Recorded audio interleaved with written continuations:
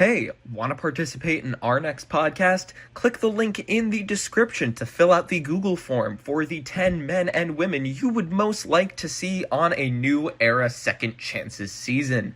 You can also join the Discord server for a chance to be on the podcast if you would so like. Hope you enjoy. Hello, everyone, and welcome back to the next episode of the Survivor Rankdown podcast. And on this episode, we are going to be recapping the newly concluded season of U.S. Survivor, Survivor 50, in the hands of the fans. This season just ended about an hour and a half ago. Aubrey Bracco was crowned the winner of the season. And, after a tumultuous 13 weeks, tumultuous past 13 hours, I have a glass of tequila and a bowl of chocolate chips ready for this podcast. So let's go. Y'all want to introduce yourselves? I'm I Kyle, and love I it. think we just saw the greatest Survivor game ever played. Hell yeah. I'm Funky, and I want to thank the fans for voting for a challenge that Aubrey Bracco could win. So I appreciate y'all. And I'm Light. That finale was an interesting episode of Survivor, I would say. Yeah. We'll dig into it. Yeah. You guys just want to get right into this one? Yeah, let's go. Let's do for it. Let go. All right. So, just general thoughts on this season of Survivor. I'll go first. Man, they really dropped the ball. Well, it's one of those things where, like, what it had to happen. It was starting, and it was, the pace was pretty good, and it's like, what? And it felt like a promising start, but it's like you have 24 players, you have 13 episodes, you have 26 days, y'all are out there. Like, shit has to hit the fan at some point. We're going to get triple boots, double boots. Like, it was all going to fall down. The pacing was going to get fucked up. So, like, I don't think I ever let myself get too excited. But yeah, like, it did get worse as it went along, that's for sure. Yeah, I completely agree. I think it was just honestly a matter of time before it became like voting out, Genevieve, Colby, and Camilla on the same episode and rushing through the Rick and Cerebo, even though they're two of the major characters of the season. Stuff like that. Yeah, it was kind of just something I was waiting to happen. Also just a abysmal boot order. Yeah, it was rough. Especially, I think even... Especially Jenna first out, I was really upset to see that. I'll push back a little bit. Is I've seen a lot of discussion on this being an abysmal boot order, and I agree to some extent. But like, I do think this is like a better boot order than many returning seasons we've had. Like, yeah, I don't think it's meaningfully worse than Winners at War or Game Changers were. Yeah. Exactly. It's very comparable. Yeah, it feels very comparable to all those. So it's just like, this is kind of what we're used to with returning seasons. This isn't. We can't expect every single returnee season boot order to be like heroes versus villains, but also when your final five is, and we like some of the people that I'm about to mention here, but when your final five is Aubrey, Joe, Jonathan, Rizzo, Tiffany, that that's a little disappointing. Yeah. Well, yeah. Like even for the more even for the more non, I guess, ranked down agreeing opinion people, like, I guess ish. Like, I know a lot of like the major like Twittery or Reddity fan base, would want at least like one of Genevieve or Angelina to go pretty deep, and both of them went out really early. Yeah, and we get this finale, and it's pretty much all new era. Like, I know Aubrey was co-wrong, but she's practically the godmother of new era. Like, I know they kind of sell that Aubrey is old school because she's returned all these times, but she has so much more in common with the people of the Perma Fiji and the new era than those people from the first 20 seasons. So She's played in Fiji twice, which is yeah, she's 3 times. this is her third time in Fiji. Before this time, I meant. Yeah. And like, I as thought you someone just who, forgot about Game Changers, which is fair. as someone who like generally liked this season more than I thought I would, like the boot order is an issue, but like I think like strong people made it far enough, like a Suri or an Aussie or a coach. Like they kind of went out in the mid range, and compared to the other returnee seasons, which I think a lot of us would consider quite bad, this season was more mid in my opinion. Yeah. Okay. In that aspect. Like Mhm. like it's not the worst boot order for a returnee season I've ever seen. Let's say that. Yeah. I Um, co-sign that. And then just another thing that I think needs to be mentioned is, you know, we've had so many of these new era seasons, and it was quite refreshing that just I know so much has been said about this cast. We have said so much about this cast, but a good 3/4 of them I think are solid personalities and can talk well to a camera. And that is not a ratio you get on most new era seasons. No, it is So- really nice to get that. Like Yeah. like your random journey this season was so much better than your random journey on any other season, just simply for that fact. Yes. Oh yeah. Yeah, I'd like, rather. what- I don't like the journeys, but I'd rather hear fucking Colby talk about going on a journey and losing his vote than anybody else. Yeah. Yeah. I'd rather watch Stephanie have to do a little challenge, or you know, this stupid Sari coconut thing. It's like, yeah, that would have been worse with your average new era player. Yeah. Nice it's Suri.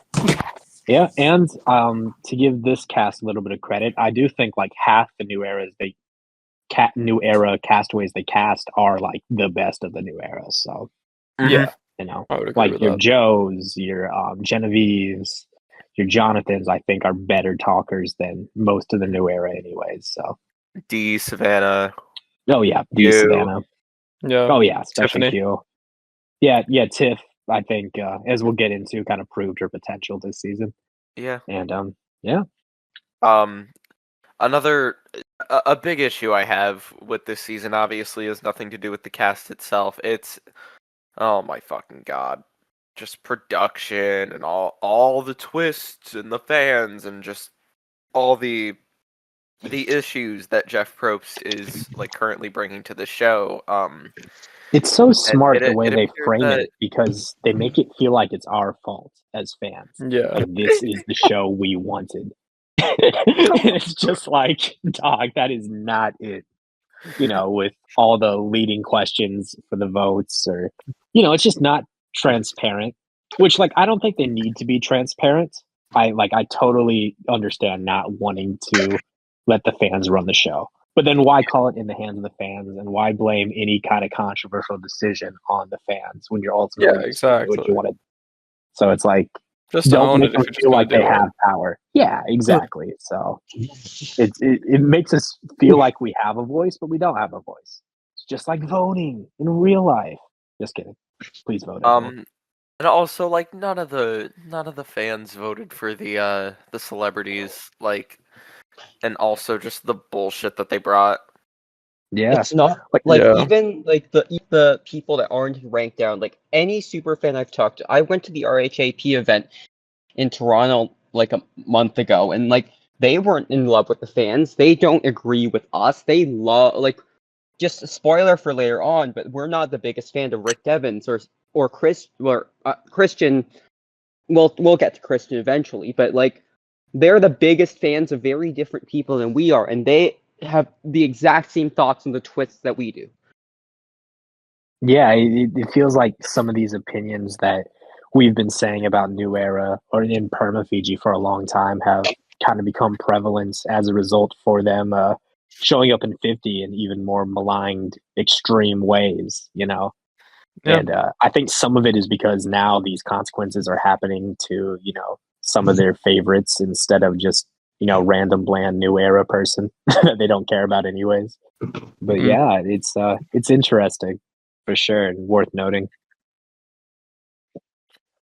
Oh Yeah. man. Yeah. Um, Yeah, and it is just so crazy too, just that they think the importance of these celebrities. They deserve to have such a big part in the show, and it just emphasizes the show. Like Jeff, when Mr. Beast came on, he was like, "Oh, thank you so much for being a part of our wee little show," and I'm like, "Yo, do you not remember Survivor?" The show that kick-started reality television on major networks, kind of the real OG of the genre. Like, I don't know, Yeah. like when Michael Jackson, when Prince, when they showed up at James Brown's concerts, do you think James Brown was all like, "Oh, thank you for helping my little career, for showing up on my show"? It's like, no, bro. Like, Jeff, you're the OG. Survivor is the OG. Like, come on, what are we doing? You are Pretending like you're a comparing. baby.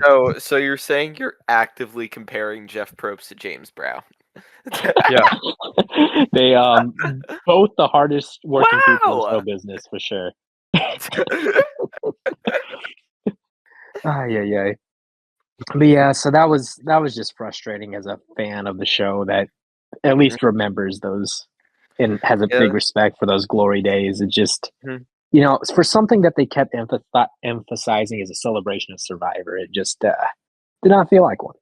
It Yeah. felt like every other New Era season. It didn't feel it like.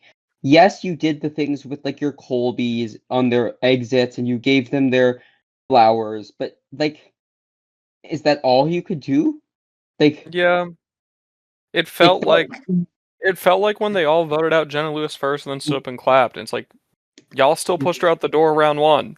Mhm. Like, And even It she was on felt. that same wavelength too. She was like, they all stood up to like probably give her a hug, and she just got the fuck out of there. yeah, because she's OG. It Yep. felt more Yeah. like a celebration of New Era rather than a celebration of 25 years. Yeah, for the Yeah. New most part, era, I agree with karma that. feeds you, maybe. Yeah, for the most part, I agree with that. I mean, like they did at points go out of their way to, that first episode in general, as much as it was awful to lose Jenna first, they they did like a lot to pay tribute to Borneo specifically.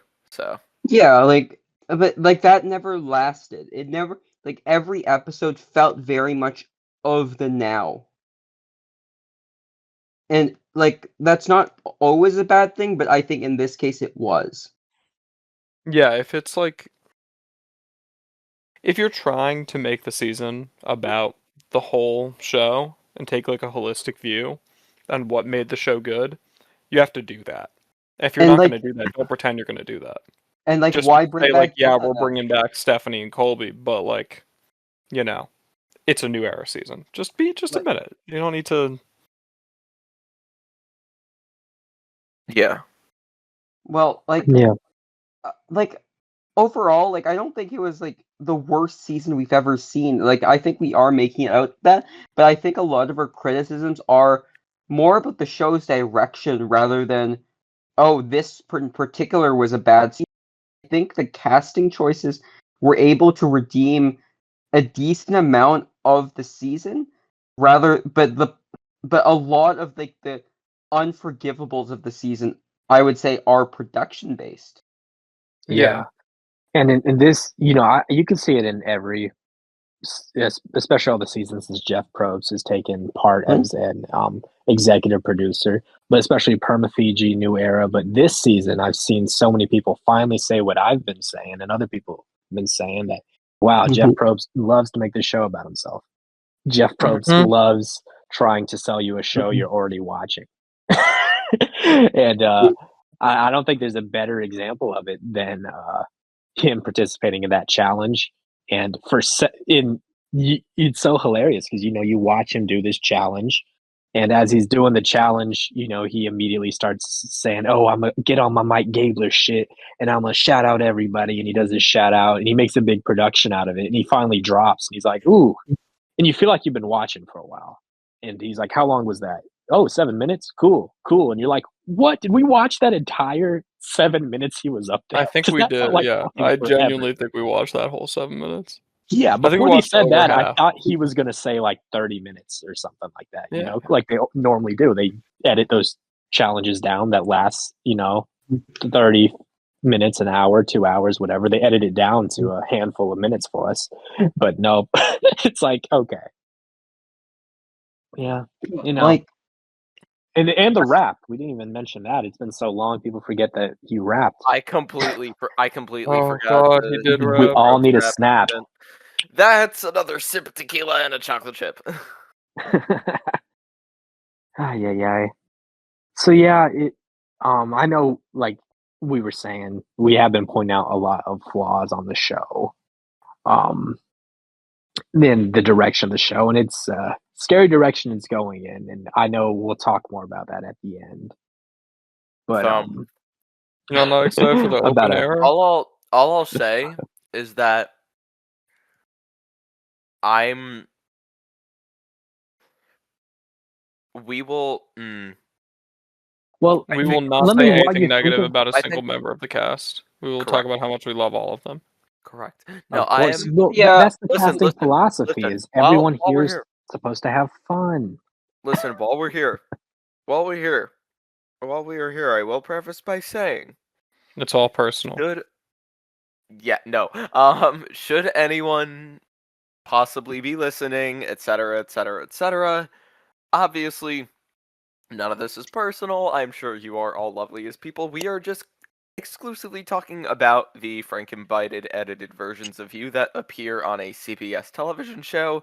There are several of you that I have met in real life before that I think are absolutely lovely, and I love talking to whenever I see you at these events, that I just personally am, not my favorite on the television. It's okay. So, all that stuff. Yeah, I feel like I always have to get that disclaimer out of the way because I don't want to be like a fucking asshole. yeah. it's Oh, yeah. And and this like age of social media and stuff, we gotta say it because some people take this shit overboard. We and saw a also lot of that this season. Mhm. and also Yeah. So, like before I say anything, we are saying anything else. It's also we are not like we don't really have those connections to the show, so we are completely willing to say like our real thoughts, and like yes, we are going to be a lot more negative than a lot of what's out there in social media, but like I think that's a real take. That like Yeah. we can't Yeah. just critique media in the most. We love everything, and everything they're doing is the best. Yeah, exactly. That's the thing with a lot of just the landscape of stuff nowadays.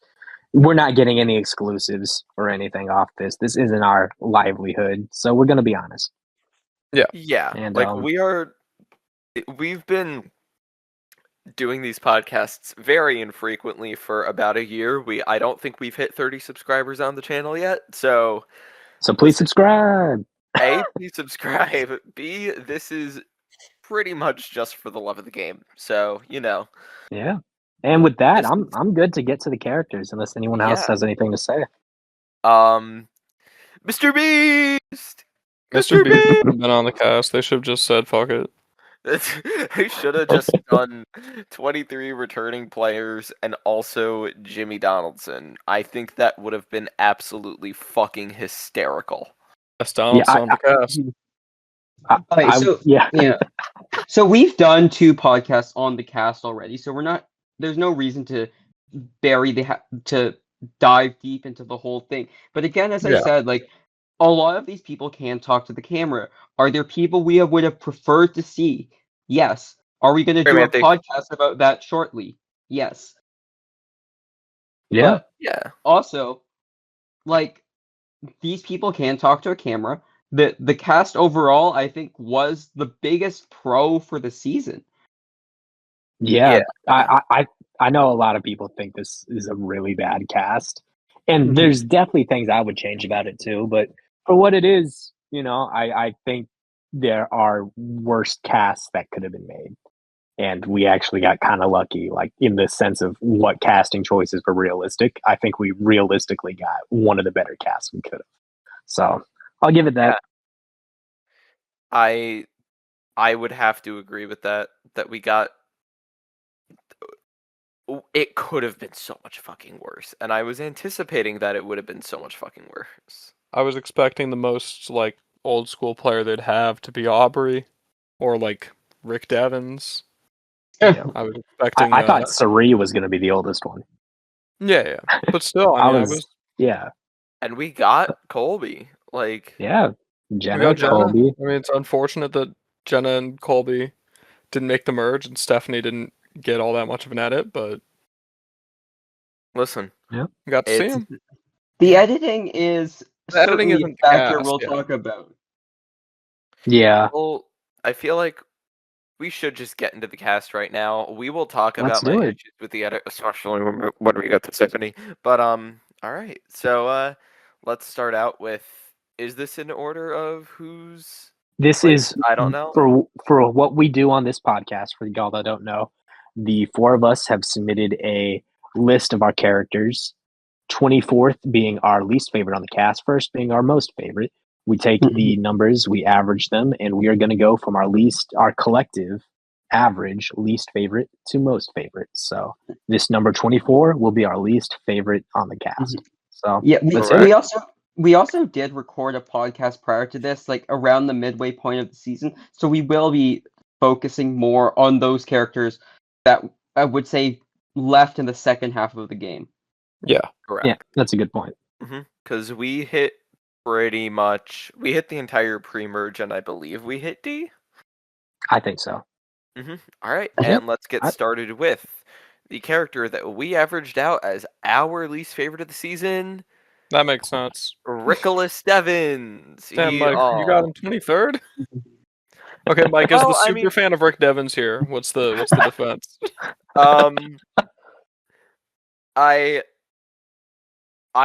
I think you can take an easy guess as to who I have lower. It's mostly just because I think Yeah. there's someone worse. Rick Devens is he's the personification of he's not a man, he is a blank face brand. Whatever brand you need to attach to Rick Devens, you can do it. Yeah, it's He why the is show the loves him. spokesman. He's always willing to do exactly what they want him to do, and it's why I don't like him because he has no real like edge to him. He just kind of feels like His they like, set up a guy to be I just like the mouthpiece of the Okay. show. yeah. So I guess sponsorship. Also, let's Lights go go. beyond. Let's go beyond these like very broad criticisms. What Rick really serves this season is, he's the personification of positivity. We want this to be a fun experience, and that really comes through in his boot episode, where he's like, I wanted my experience here to be fun. I came out here to have fun. I want my kids to see I'm having fun. It's really the antithesis of what Joe was going through, where you would see Joe sulking every time Rick was doing some big flashy moment, and that is what Rick is. He is. That's really what he is at the end of the day. He's idol guy. Idols are fun. Mr. Beast is fun. Flipping coins is Rick- fun, kind of deal. It's like And like, Yeah, I'm sure on the island it's fun, but to the viewer, it's just your production's lackey. Yeah, to me, Rick Devens is just the I love idols and Mr. Beast guy. Like that, Rick Devens is very popular amongst the Survivor fandom, and Yeah. like to a certain extent, I do get it, but at the same I time, honestly, I like more or less enjoy him on his first season. I just think this time around it's exhausting and it's not Yeah. what the season needs. I think it's Also, just- he's really underrated. Not been mentioned here. Really bad for the boot list. He's He why is Jenna goes absolutely- early. He's why Savannah goes early. He's why Genevieve goes over Aubrey. that Definitely. nerd He is- alliance is Yeah, really, the really bad. Nerd Alliance tears apart the pre-merge. It's really He is- bad. he is He's yeah. a big season ruiner. I Yeah. very much agree with Like, that. imagine how much better this season would have been if we had Jenna, Genevieve, and Savannah in the post-merge. That would It have. would I would have loved to see all three of he's- them. Rick It would have Devens been a is lot just more negative. Rick Sorry, Mike, go ahead. Devens, like, he just is not the kind of personality that I personally prefer on Survivor. Like, Survivor casting, especially in, like, the Perma Fiji era, they specifically cast people based on, do I want to get a beer with this guy rather than do I want to see this guy on TV? I don't want to see Rick Devens on TV. Sure, he seems fucking awesome to get a beer with, but that doesn't mean I think he's a good television character, because he's not. Those don't The always one co-align. Exactly. Exactly. The Mhm. one thing I will give Joe, or fuck, well, that ties into it. The one thing I'm going to give Rick credit for is the fact that his conflict with Joe is like compelling enough, you know? Yeah, Joe brings out, and we'll get to Joe when we get to him. But and I said this in 48, he is a character that brings out the best of the people around him. And I think the positive Rick moments I can think of are all just him reacting to Joe. And you know, personally, I think Rick is actually very wrong in a lot of these, like his being upset, like, oh, Joe's so hard to play with because he's upset that I like lied to his face. Like, it's Survivor, man, get on. And I Oh also my hate fucking that Yeah, god. I thought that was so mentality Listen, annoying. on Survivor where like, you have to like It's you know, the fine to rules are lie safe. morally, There's just don't get gamification. caught, man. yes, that is Yeah. my Well, point. Like, I mean, obviously, uh, playing flipping a switch and becoming a sociopath in the game of Survivor, that is a whole can of worms, but like lying in Survivor, yes, that is generally more often than not something you need to utilize to win the game. Technically, you are supposed to lie in Survivor.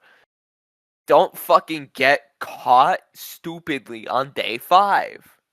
well, that just goes into the mentality, like you said, you're supposed to lie in Survivor, and I get it, but like, it's like now people are like, you know, don't get your feelings hurt about being lied to, this, and that. It feels more self-serving to me than the people that always complain about the honesty and you know, quote unquote honesty and integrity people. Like, It's I think this thing is more self-serving to be like, oh, I was just trying to play the game hard. It's you that aren't playing correctly by wanting to be honest and wanting to, you know, join an alliance and follow through it's with them. It's just it's like, like, why don't you want the honest person around? Isn't that good for you? Like, Yeah, if that's you like shepherd them the best, like that's good for you. And like, you know, yeah, sure, Joe realizes that, and like I do like that part. We'll get to Joe later, but I do like that probably part of much Joe's later. arc. Mm-hmm. But Rick, I guess it's it's like play my way. It's boring and restricted, and like that's Yeah, he is what people complain about Joe for being. He is the one actually doing that. 100%. Yeah.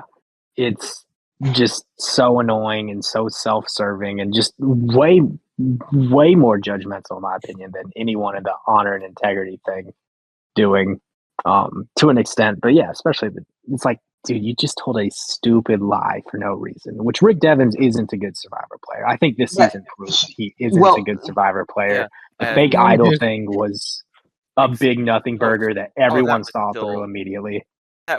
that was also so fucking stupid, and also Yeah, just that whole and thing was ridiculous. listen for Wasted any of so the much time for listen nothing. It was listen sucked.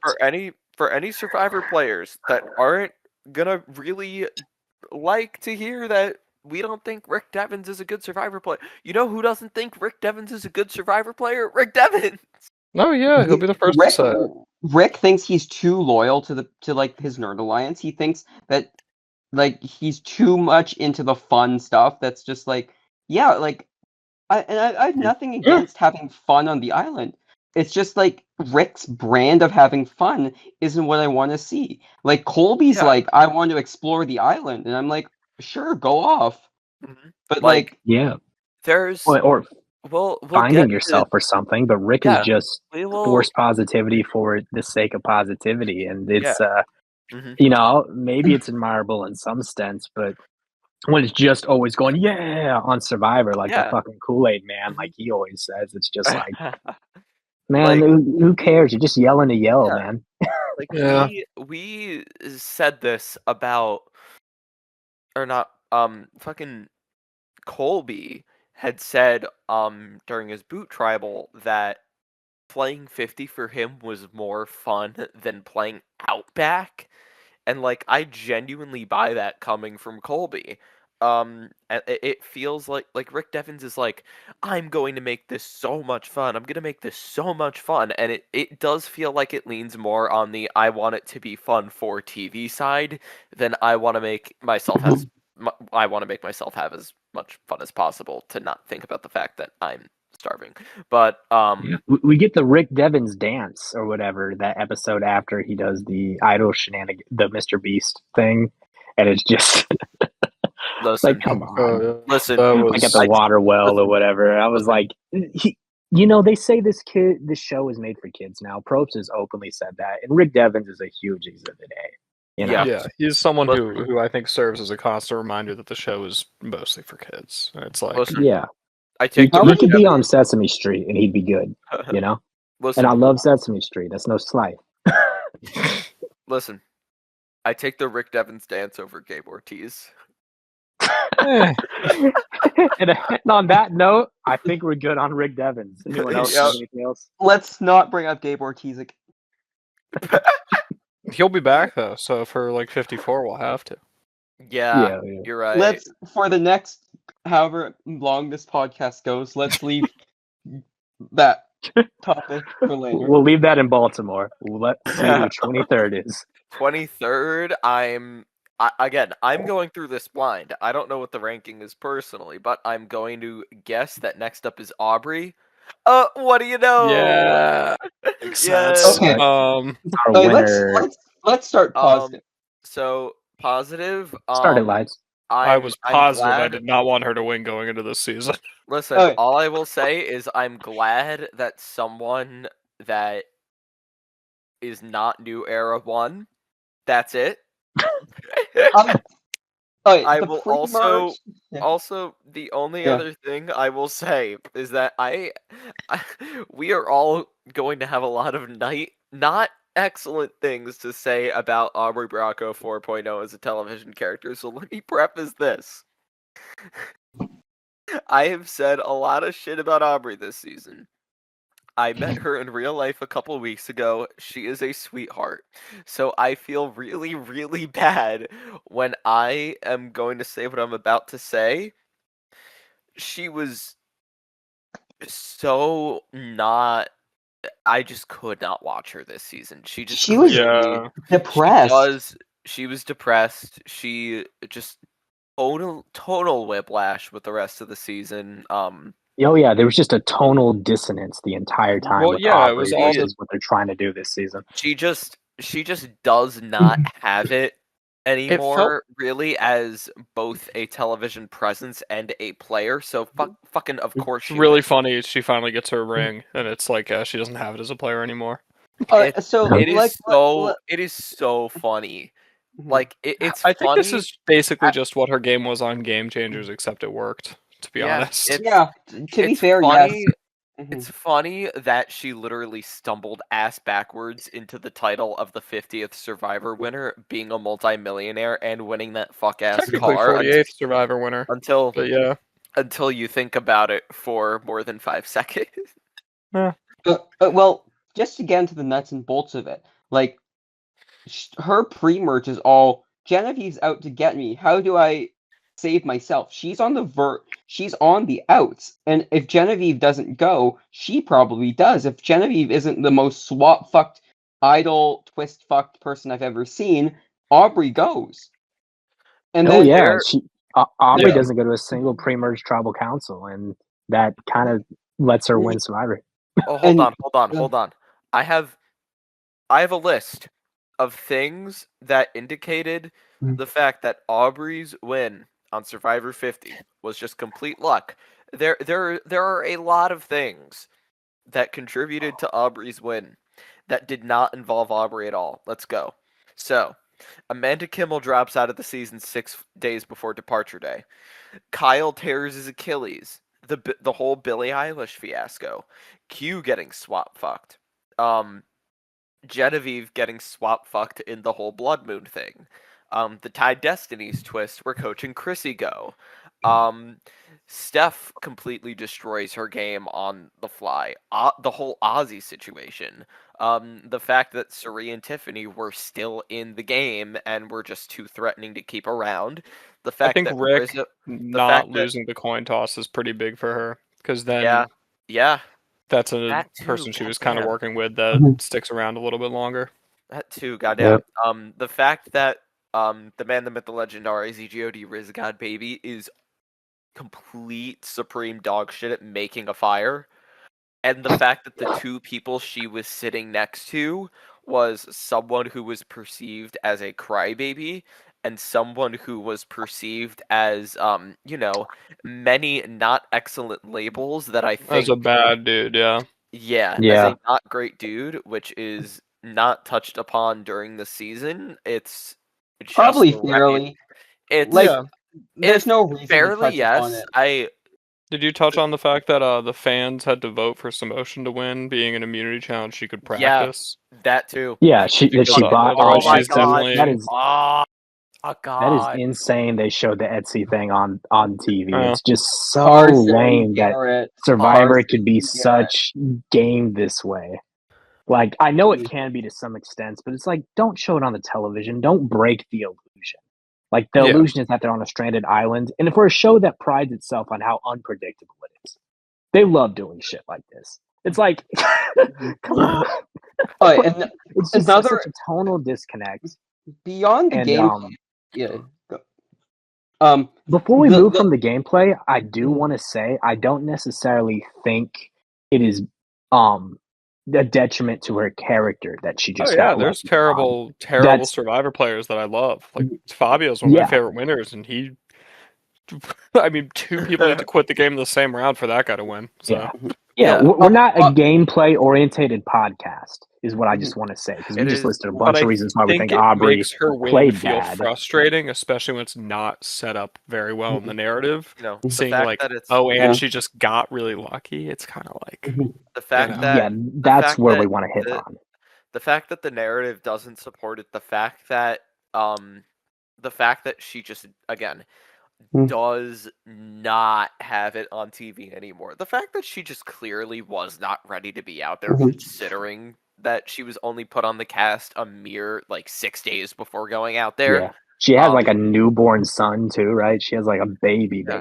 yeah, So like that's hard to take away someone from a that. a Yeah, Mhm. I toddler. think it showed on her The face. fact Yeah. that Mhm. she won against a fucking horrific boot list, and Yeah, I think it's hard for like this may be a conversation for later, but I do think it is really hard in the new era for your quote unquote alpha male types to win, just because that's not the kind of people they cast on the show. yeah, There are and Yeah, less even people that respect Kyle, that who's the one nowadays. that I would say he's the winner. I yeah, would say was kind of an alpha male type. He's beating like another alpha Joe male and type Eva. and like an yeah, alpha female. Like it's and like I still feel there's like no Aubrey on the yeah, there's no yeah, Aubrey in the and finals. yeah, and like I still do think like another alpha male like if another alpha male played the same game as Jonathan, there's a chance it goes differently, but that's a conversation for later in the video. I think Yeah. it's like Yeah. I don't want to pretend like Jonathan is not the first person to lose a jury vote for being like rude and kind of unpleasant, even though they probably played a more strategically solid game. Yeah. Mhm. Mm-hmm. But that is kind of how it felt. And when Yeah. when other examples of that, the people who are winning are more set up and it's more satisfying in the narrative, and the people who are losing are set up as more villainous, because I think Jonathan was like rude at times, but I didn't find myself ever being like, Yeah. this fucking guy better not win Yeah. based on the show.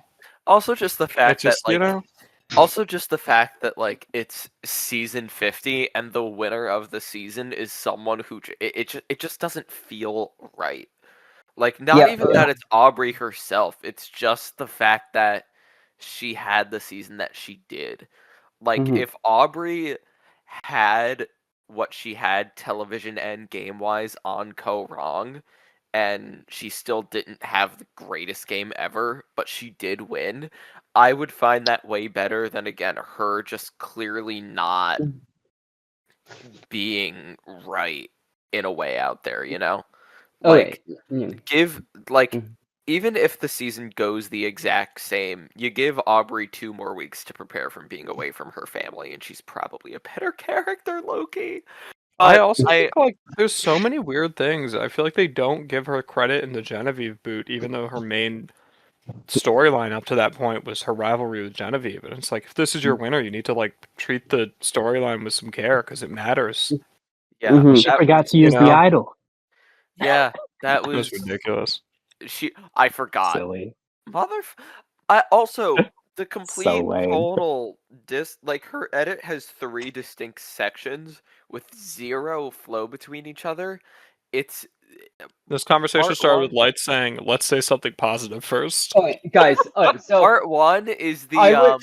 part 1 is the I hate Genevieve and I'm really depressed part. Part 2 is the Aubrey looks like a dodo part, and part 3 is the fuck, we gotta give Aubrey a winner edit somehow part. And there's no flow between any of those 3 sections. It's just so frustrating. It's so frustrating. Yeah, and like what I was going to start with before all of you went on and on about Aubrey is the positive thing is like I thought the winner edit is so forced, but I was like the one positive is that she was crediting Michelle as deserving to win and like I did really reflect like that. Yeah. on Yeah. like in like the big picture like in like the big picture kind of way. Yeah. Especially, I think I'm the only one here who watched Australia versus the World. And I Mhm. like that too. I mean, if you think you'd like it, you should watch it. I thought Parvati was fun, but I could not stand how much Parvati would say that she deserved to beat Sandra in Heroes versus Villains. I thought it was like, I Yeah, it's thought it was a disrespectful, but it's also just like a surprisingly disrespectful and misunderstanding. unaware statement from someone I Mhm. thought would be better than that. So I was glad that Aubrey was like, Michelle is a great player and wanted to respect Mhm. that. I mean, It like felt like Especially because it would with have been her so easy for her to set analysis, up that narrative. I mean, we were I felt like beat her over. analysis was kind of weird in the sense that she was like, she had a couple times where she's like, Michelle just made the big moves at the right time. I'm like, I don't know if that's why Michelle won, but I appreciate you at least not seeming super bitter and not saying my loss was bullshit and that Michelle sucks. Yeah, I don't think And she quite understands why she lost, but I think she at least has accepted it, which I appreciated. yeah. And to what you were on, Lights. Lights. Oh. We were beat over the head with it. Like it, like even like it, regardless of what we knew about what was going to happen. Like the fact that it was beat over our heads. That like regardless of Aubrey herself speaking, it was like whole like once we got the flashback out to Ko Wrong's final tribal, I was like, this is our winner. Obviously, there's no doubt about it. I Yeah. also, before we move on, I feel the brief need to address, now that everything's out there, the Kalshi of it all. Yeah, that is kind of an important subtext to the season for a lot of people. So go ahead and Yeah. talk about it. For those who do not know, which I mean, now that everything's out there, you should know. Basically, a lot of leaks went around at first. An old school woman wins Survivor 50. At first, for like 2 seconds, it was Steph. Then it quickly transitioned into, oh, it's one of Suri or Aubrey.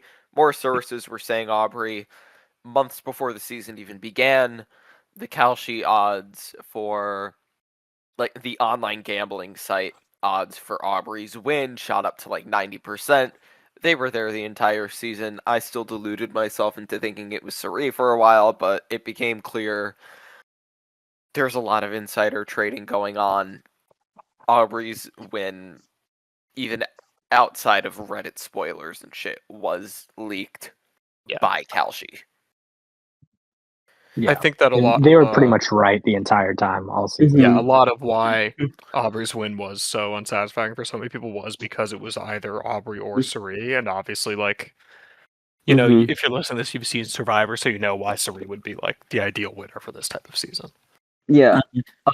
We should also get into the whole Aubrey arc of we should give her a winner edit is like let's say I'm gonna make my big move like Michelle. And did we ever really feel satisfied that Aubrey made a big move?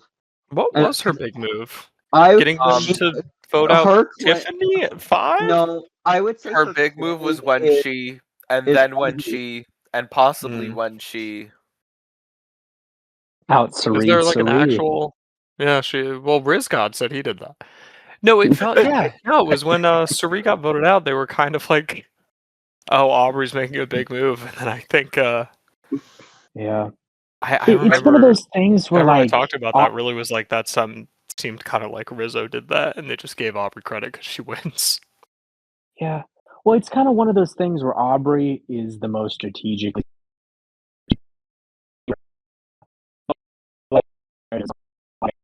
and the strategically presenting person is the winner.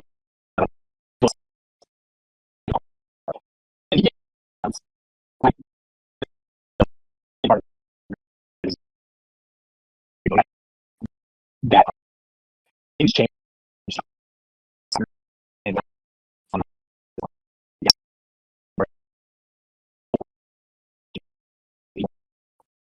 yeah,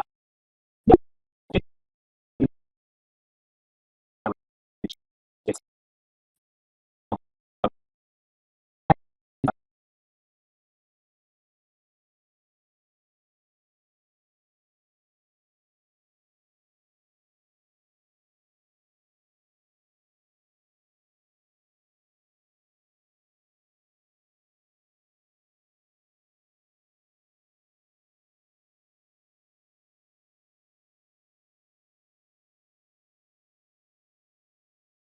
bread and butter, and Aubrey had a fun time with that. I think that was her and Jonathan eating the bugs was fun and seeing their contrasting reactions. Yeah. Number two, you gave us two good gifts, Aubrey. You gave us the one of you like completely missing while you were trying to hit the thing, jumping into the water. That was a fun gift. And you dancing with Coach was pretty I damn was fun. gonna say I liked when she danced with Coach. I liked that they didn't really explain what was going on. They just showed that, and then they were like, "Oh, Yeah. So yeah, that there's some stuff there. It's she's not the weird. worst I winner wish ever. Not even there's the a worst lot winner of of a returning player season that she's on." So there's a lot of things we can say about her. Like it's like it's an we interesting can talk about her. discussion Yeah. topic, despite the fact like there's winners who are bad and there's not much to say. At least here yeah, there's like something. Tommy, it's like he's boring. He's boring the whole season. That's why Tommy's bad. Aubrey got There's an a lot edit. of reasons why she's bad. Yeah, and I think we've covered most of them, Yeah. if not Yeah. all of them. And then ultimately, one more thing I want to bring up is this also just kind of feels kind of like, and similar enough, they both won on their fourth time, Boston Rob, where sometimes it's like, it has shades of like, all right, let's give you the win you deserve to have already. And even though Aubrey does a good job, and I think even Rob does on Redemption Island, is saying that the other person did deserve to win, but there is still kind of this undercurrent where the show uh, wants you to kind of think that this person should already be a winner. So we're writing history this time. We're correcting history. Yeah, I mean, like And Rob would never say that Amber doesn't deserve to win, and then it seems that Aubrey would never say Michelle doesn't deserve to win. But I think the show is supposed to be like, wink, wink, but they didn't deserve to win. Yeah. so yeah, you get this kind of weird correcting history angle too. That it just Yeah. kind of leaves a nasty taste in my mouth. So Yeah, sorry, Miss Bracco. I think they did a good job of not forcing that too much with what Aubrey was saying herself. But it's like not the as bad as show Redemption Island is for presented that. the way the No. show presented it wasn't the greatest, despite Aubrey's best efforts. You know what I Yeah. can say? At least Aubrey and Michelle took a picture together tonight. Yeah, it was cute. Yeah. I like when they made Aubrey physically run and go see her car for whatever reason. Like They should waste put like 1 minute Aubrey. of us seeing that. They need to solve Aubrey versus Michelle on the Challenge 43. They need to do that. Oh my I'd god, watch it. not put an Aubrey on the challenge. Yeah. It just feels. And they put a think- 6-year-old woman on the Australian season of the Challenge. And you know what? With that hypothetical, I feel like we're good to go on a 22nd. We Yeah, are. probably. Again, I have no idea where this is going. I don't know if I would Let's hit have it. this person next. I'm guessing it's gonna be the Riz God. No, I'm it's good. not. Funky. Okay. So Hey, first of all, First of I did all, not put that Funky. second picture right there. Yes, you No, no, fucking no, did. no. Hold up. Does the person want to? I think that Y'all was gonna make me lights, look man. bad? Oh, Yeah. Oh, it was. that's from the Instagram clip where they showed her application video, and that's a highlight of it. Yeah, like I believe Angelina is a beautiful woman. I've said this multiple times. I did not put that picture of her. I think I'm just gonna say Beautiful real woman. quick. But let's I, go I ahead think and to what's up? some people who just watch the season, they might be like, Angelina gets no screen time. Angelina's kind of invisible. Why is she so low? If you Well, were that's paying fine. attention to the secret scenes, I think it would So become bad. more clear as to why Angelina is this low. When No, I think when I you would not find out say you're that. goat washed. when you find, yeah, it became clear to me at least watching a lot of the behind the scenes stuff that the reason Angelina was getting no screen time is because she was spending the whole season like rehashing old jokes. I think it comes to a head when she gets voted out and she's like, would The anybody like jacket. to have my jacket? It's like, all right, yeah, we know. Yeah, get Like over she She yourself was kind talking of about deal. the Q shirt with Q, like tried to bargain with Jeff at the first challenge, and it's like these, I again, we I all will. love Angelina, but these moments are good because they were authentic, and she was being herself, and now she's being TV character Angelina instead Yeah. of She's leaned into the herself. meme. I want to You say don't want to something. lean into the meme. I want to say something here is that we're not degrading her because of the secret scenes. At least I'm not personally. Like, It's more of a context that it brings. yeah, For, like she's not.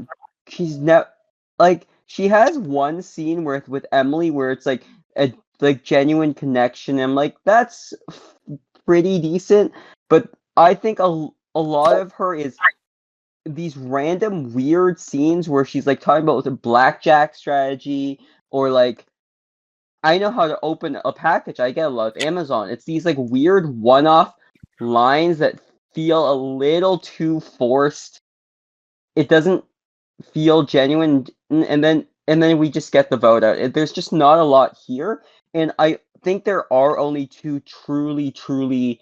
These are no unredeemable bad characters, and Angelina's more on the line of not relevant but bad when she shows up.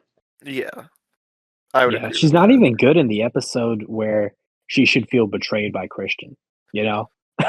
Like Christian totally like leaves her out to dry with the Mhm. Mike blindside. And she can't give anything good for that, and that's really sad. I think an earlier Angelina that wasn't aware would let her emotions show, but I think she's just so in tune with what the Twitter and Reddit and the online audience wants from her, the stand base wants from her, to the point where it just completely devolves it. Like it misses the charm once you become aware of the joke, which is like, not to be mean, but it's kind of herself and her personality and her lack of self-awareness. Once you become aware to it, what is left of you? And it's not much when it comes to Angelina, sadly. Okay, Yeah, yeah. Yeah. Okay, shame. we've Can covered we? Angelina before as well, so yeah, Yeah. there's just not much to say. She just kind of Yeah. played too much into it, and it was kind I of will want disappointing. I think to. also like the fact that I'm assuming all four of us were pretty big fans of Angelina on her first season, it's just kind of disappointing. yeah. It's disappointing. We could One more probably thing I will say before we wrap it up is Angelina with her vote out, like we were saying, the screen time thing and the allocation of time for men versus women on the season and how that was perceived and out of whack. And, I do think there was some validity to it, of course. But I do remember her saying that, oh, she will be talking about it in the reunion. And I don't think anyone did any talking in the reunion. what reunion? Right? Jeff did a lot of talking. Yeah. If We'll there's get only to one Jeff person that did a later. lot of talking.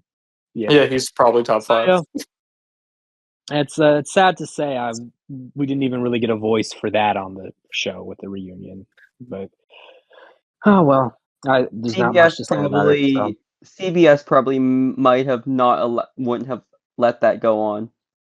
I Probably agree not, with no. that. I think they would have gag ordered that for sure. That's just in their playbook. Yeah. Yep. All right. 21, anyone? 21, 21, Christian's 21 got to come on soon. is Let's see the it. man, the myth, the Riz legend, God. RIZ, Riz God, baby. And I feel like before anything, we should address this. Jeff Probst. He spoiled, yeah. Best moment of New Era. Oh my Yeah. god, Yeah. that was so funny. Genuinely That the was- best moment. It was hilarious that Jeff Probst completely spoiled that Rizzo loses fire making, and of course, like our opinion on fire making. I think Is I'm that speaking for everybody fucking in the podcast. awesome and makes the show so much better because now all of the big threats make the end game, and that's how you get a winner like Aubrey. Yeah, of course. But for a serious answer for the people that, because I feel like you almost need to remind fans why fire making is bad now because it's been around for so fucking long. I mean, you ever notice But, how every big threat comes in 7th now? It's because they can't vote them out at the final 4.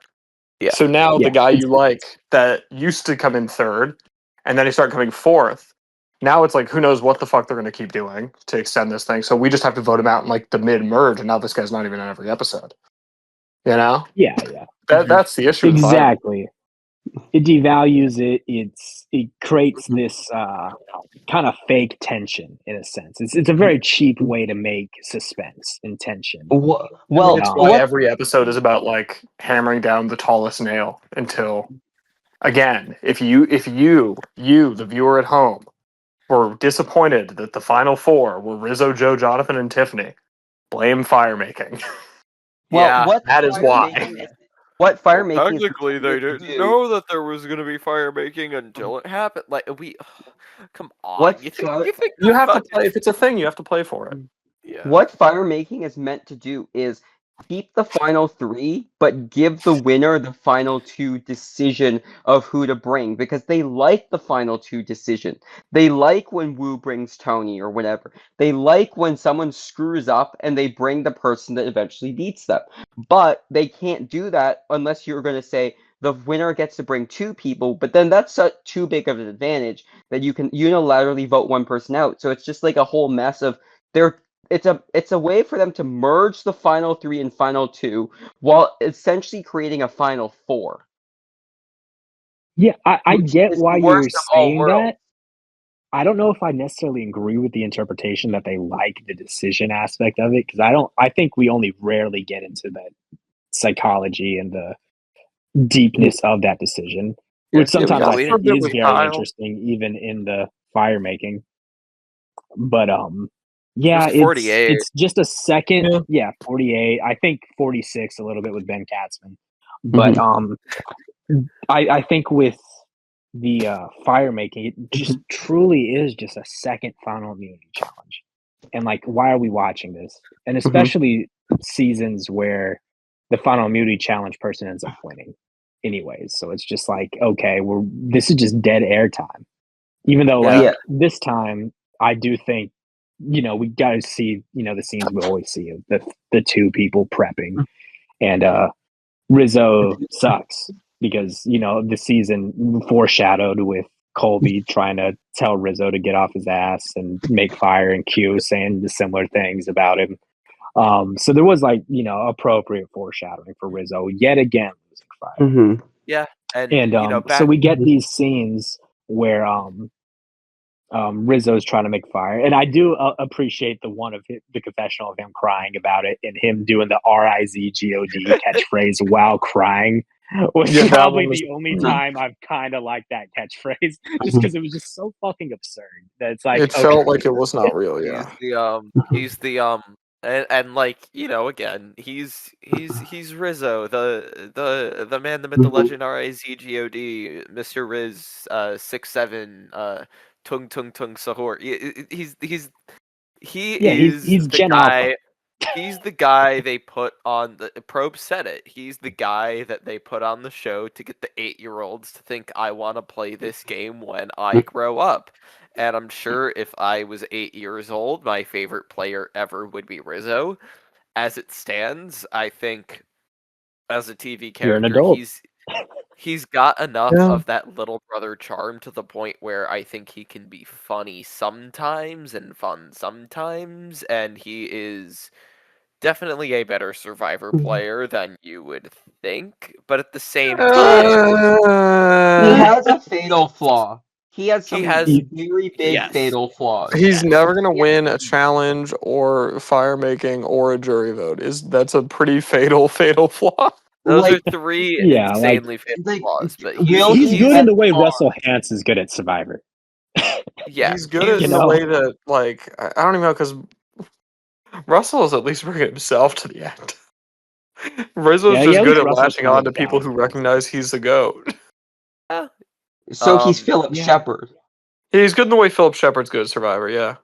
I think he's better than that, because, like, I feel like there's a lot that he understands, but just lacks, like, he's got a lot of the building blocks, but not, like, the big, like, he can't win a challenge, he can't get to the end, he can't win fire, you know? So he's Suri. No, because Suri would win a jury Yay. vote. Yeah, but listen, that said, I have a soft spot for Rizzo after all this time. You know, all of the listen. We've been doing this podcast exactly a year when we started our Survivor 50 coverage in 49. There have been many things I have said and seen without Resist, but at the end of the day, I don't think Rizzo Velovich 2.0 is the greatest character in the world. He just, Well, you know. He's kind of yeah, bland strategic narrator for a lot of the post merge. Like when I was rating the characters for every episode, Rizzo is just neutral or for like a large stretch of the post merge, which usually means for someone visibility for me is you get a lot of content that's just there. And that's what Rizzo mostly is to me. And that's just not very good. He's not doing anything with his screen time that stands out in a positive way. yeah, and when he is doing stuff for the screen time, he has a lot of that Rick Devens in him, where he is just such a spokesperson for the show. He congratulates Rick Devens on 6 idols found, and he makes He's the grandstanding fan. statements on tribal council. Yeah, he's the super fan planted on the show that doesn't really have a personality other than being a super fan. And it's Yeah. and we got to see 2 seasons of this, and where he does very similar stuff. He holds an idol the entire time that, you know, the show makes us want to think that it's a big deal, but truthfully, Oh, everyone just gosh. plays around because they know he's gonna It's be at even the more end and annoying the lose. second time. So, like, yeah. So we get 26 episodes in a row of Rizzo doing this. He's Russell. Like, he's like Russell Hantz. He plays the exact same game twice in a row. yeah, Because he he never plays the had exact time same to losing game reflect. twice. He never had time to reflect. He never had time to go home and practice fire. He never had time to be like, oh, people see that I'm a child. Oh yeah. Like, Yeah, he never got to experience the ego death that I think might have came if Rizzo was on season 48 or 47 instead Yeah. of 49. if Which, Aubrey played 49 and did what she did in Call Wrong, she doesn't win 50. Yeah. Like she needed those years and years to learn and mature as a person to be like, I don't not to I don't there's a reason this didn't. I guess maybe she could have won Game Changers. Yeah. But I think those years helped Aubrey. Yeah. Mm-hmm. There is one other thing that I do want to bring up is it does feel like we're almost kind of emphasizing. Yeah, I fucked up the word, but you know what I'm saying. I think we're kind of doing that to Rizzo, but he is 25, and Colby has one of my favorite lines in the season where he says, "You know, I know a lot of 25-year-olds. I've met some 25-year-olds with great work ethics. Rizzo is not one of them," and I think that just kind of sums it up. Like, you know, he's 25 years old. You know, you're still young at 25, sure, but like you can be an adult by then. And we get so many of these things, and of course, one of my least favorite confessionals ever, which like I don't think Rizzo's necessarily wrong in this, but it just kind of is one of those "what happened to the game I love" kind of confessionals for me. Where Rizzo's talking about, he's like, "Wow, you know, I when last season I played, I no one ever went crabbing, no one ever went looking for firewood. We just sat all day strategizing. That's the new era. I don't get why they want us to do this." And it's just like, oh, It's not so wrong, but you it really is can just really spend frustrating. 26 days doing fucking nothing and At Yeah. Final won't get Tribal, punished. I when watched 49 again recently, and they do the same thing where they're talking about how, or Sophie's talking about how Rizzo and Savannah both didn't learn how to make fire, and it's like, how did you go 26 days not learning how to make fire? No, I mean, I'm And then sure how do old you? school people were able to get by with some other person being the fire guy. It's still, it just feels emblematic Yeah, of not like doing the camp work. yeah. And It's it's not even just fire because like anyone can carry firewood. Anyone can go Mm. clamming. Like I get fire is a skill you got to like kind of learn a bit, even though once you get it, it is kind of luck. I don't think it's the hardest thing in the world, but you do got to put in some effort. But it's just like, had that confessional where you're just like, oh no, Survivor is just all about sitting down and strategizing and being at Mhm. camp, hanging out, and it's just like, oh my god, and Mhm. that was the best. Sadly to say, that was in peak Rizzo this season. Those Yeah. episodes before the swap where they put him on a tribe, probably very on purposely with people that were more about working hard and had contrasting views on what Survivor is to him. And that was when That's he why was the most swaps are interesting, when he bad. had people to Mhm. to And he's proud of it too. Like at Final Tribal, when Stephanie's like, "I think Jonathan's a total package for working at camp and going fishing," and there are people here who just lie in the hammock all day, and he raises his hand.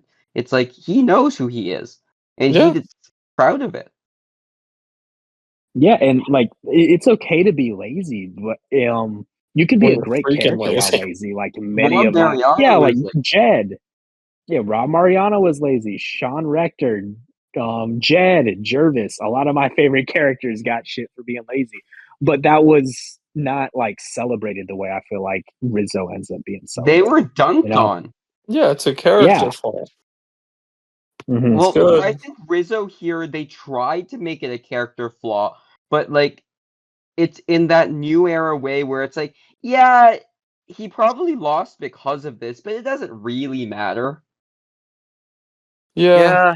Like they do set up that he lost because he doesn't work and he like can't make a fire because he's not even trying. But like it doesn't feel the Yeah, same way.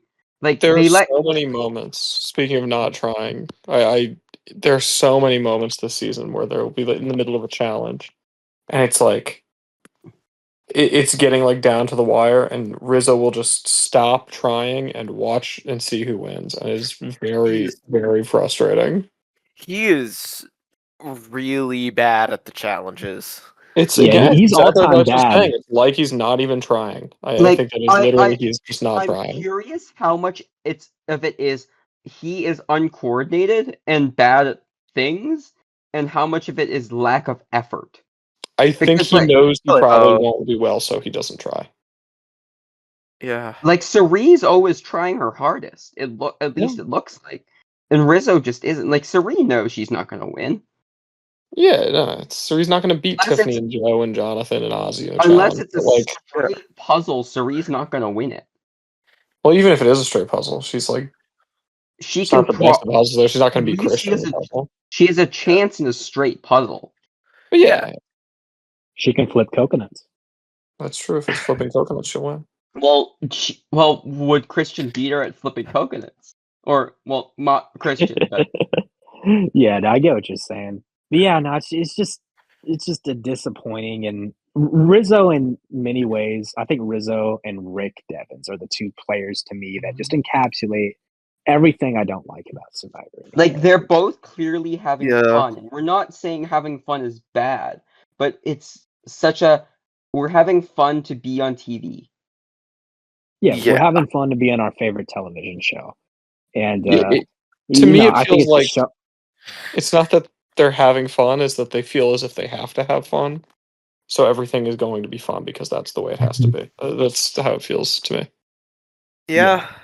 Yeah. It's that forced positivity that and I'm all for positivity and stuff, but it has to make sense, and the positivity just being because you're on your favorite show and Mr. Beast shows up or whatever. Like, yeah, It's the it's biggest issue with casting these mega super fans, and I hope they go and like the 51 cast is a thing we know about, and It I looks think like it's it's a moving away from direction that. they've gone away from, and I hope that stays because the best seasons of Survivor are not the ones that are filled with mega super fans.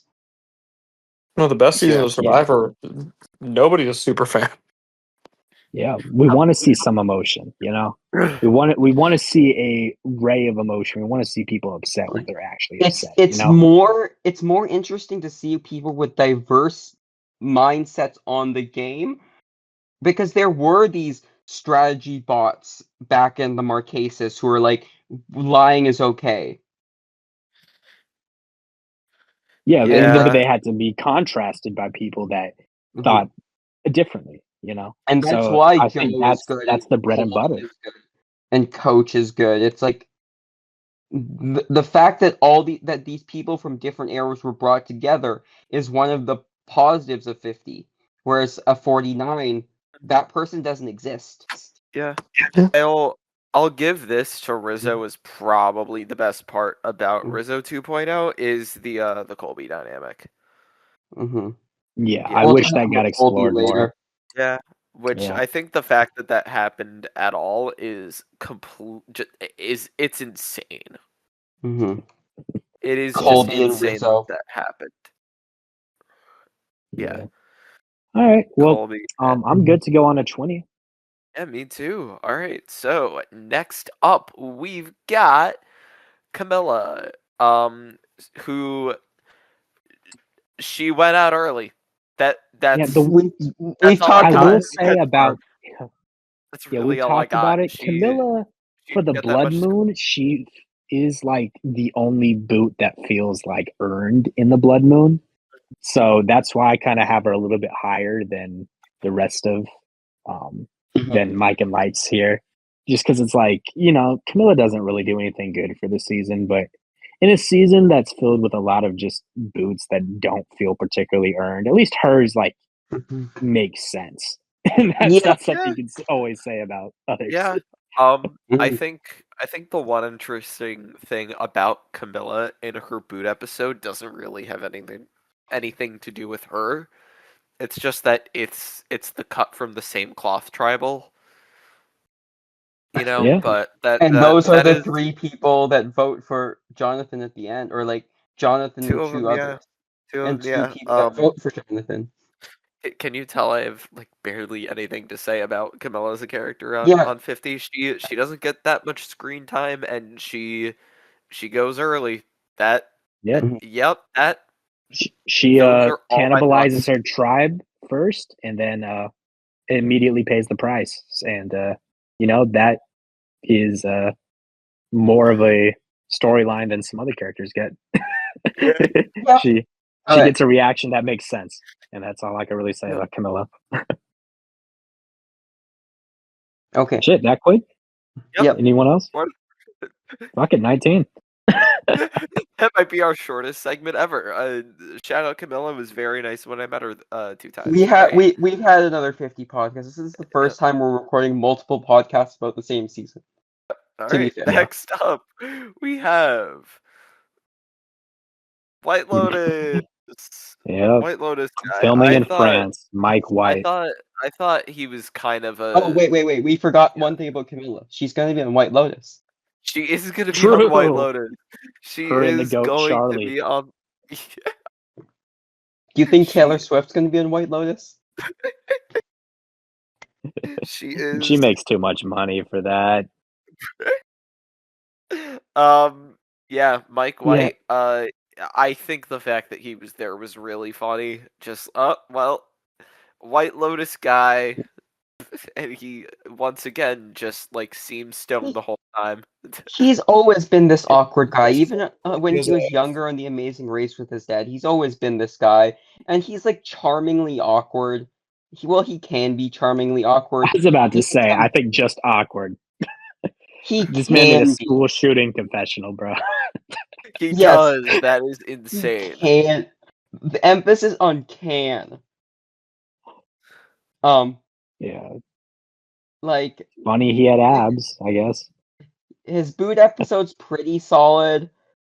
Where he like it's a pretty average pre-merge boot. Like it makes sense why he goes. Someone gets big move happy, they flip on him. Like it's a pretty average boot.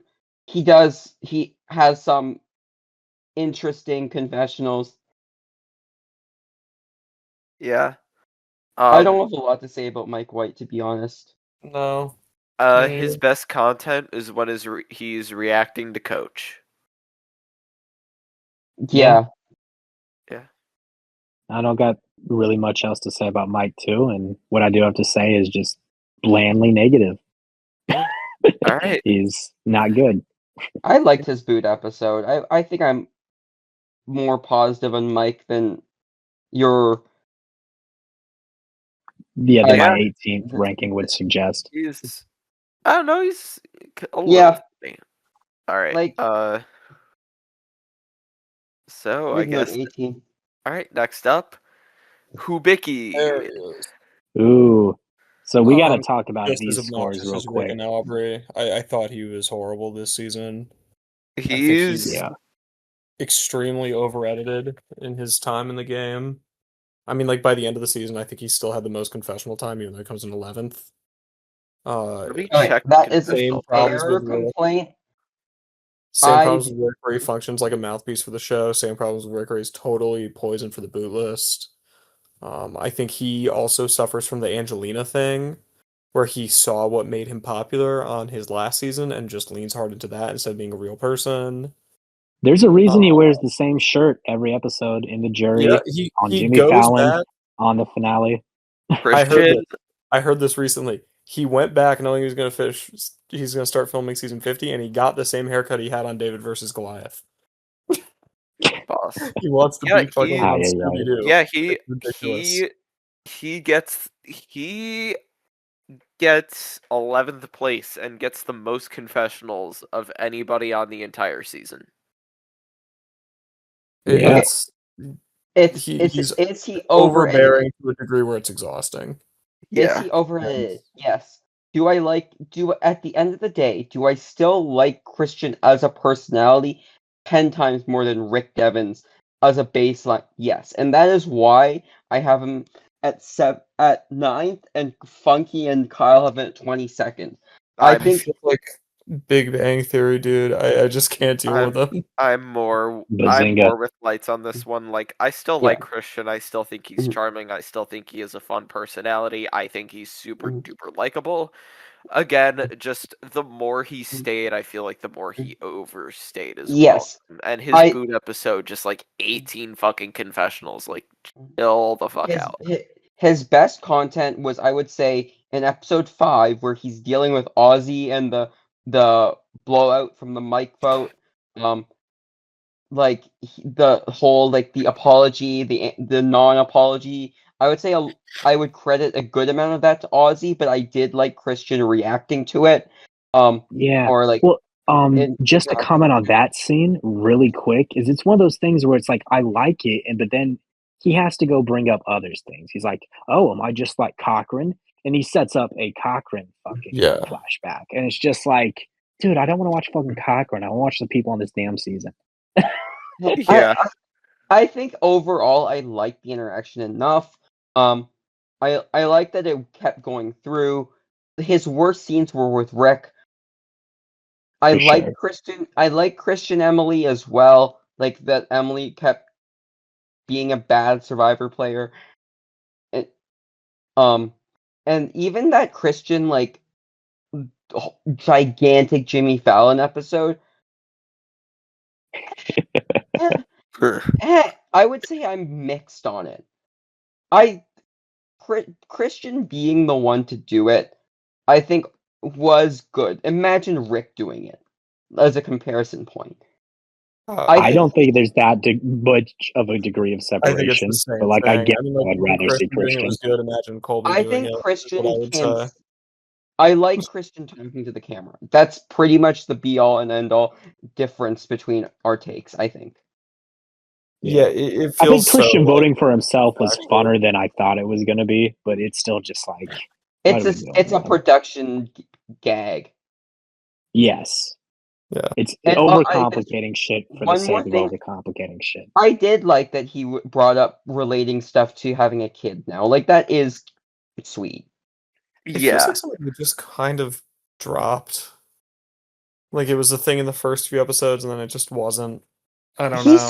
He says it at least like 3 or Yeah, 4 I think times they. in different episodes. Like, it's in It's episode very 1, it's in episode 3, it's in his boot. No, it's in like it felt like I might be wrong here, but I'm pretty sure it was like episode 1, 2, 3, and then they just kind of stopped.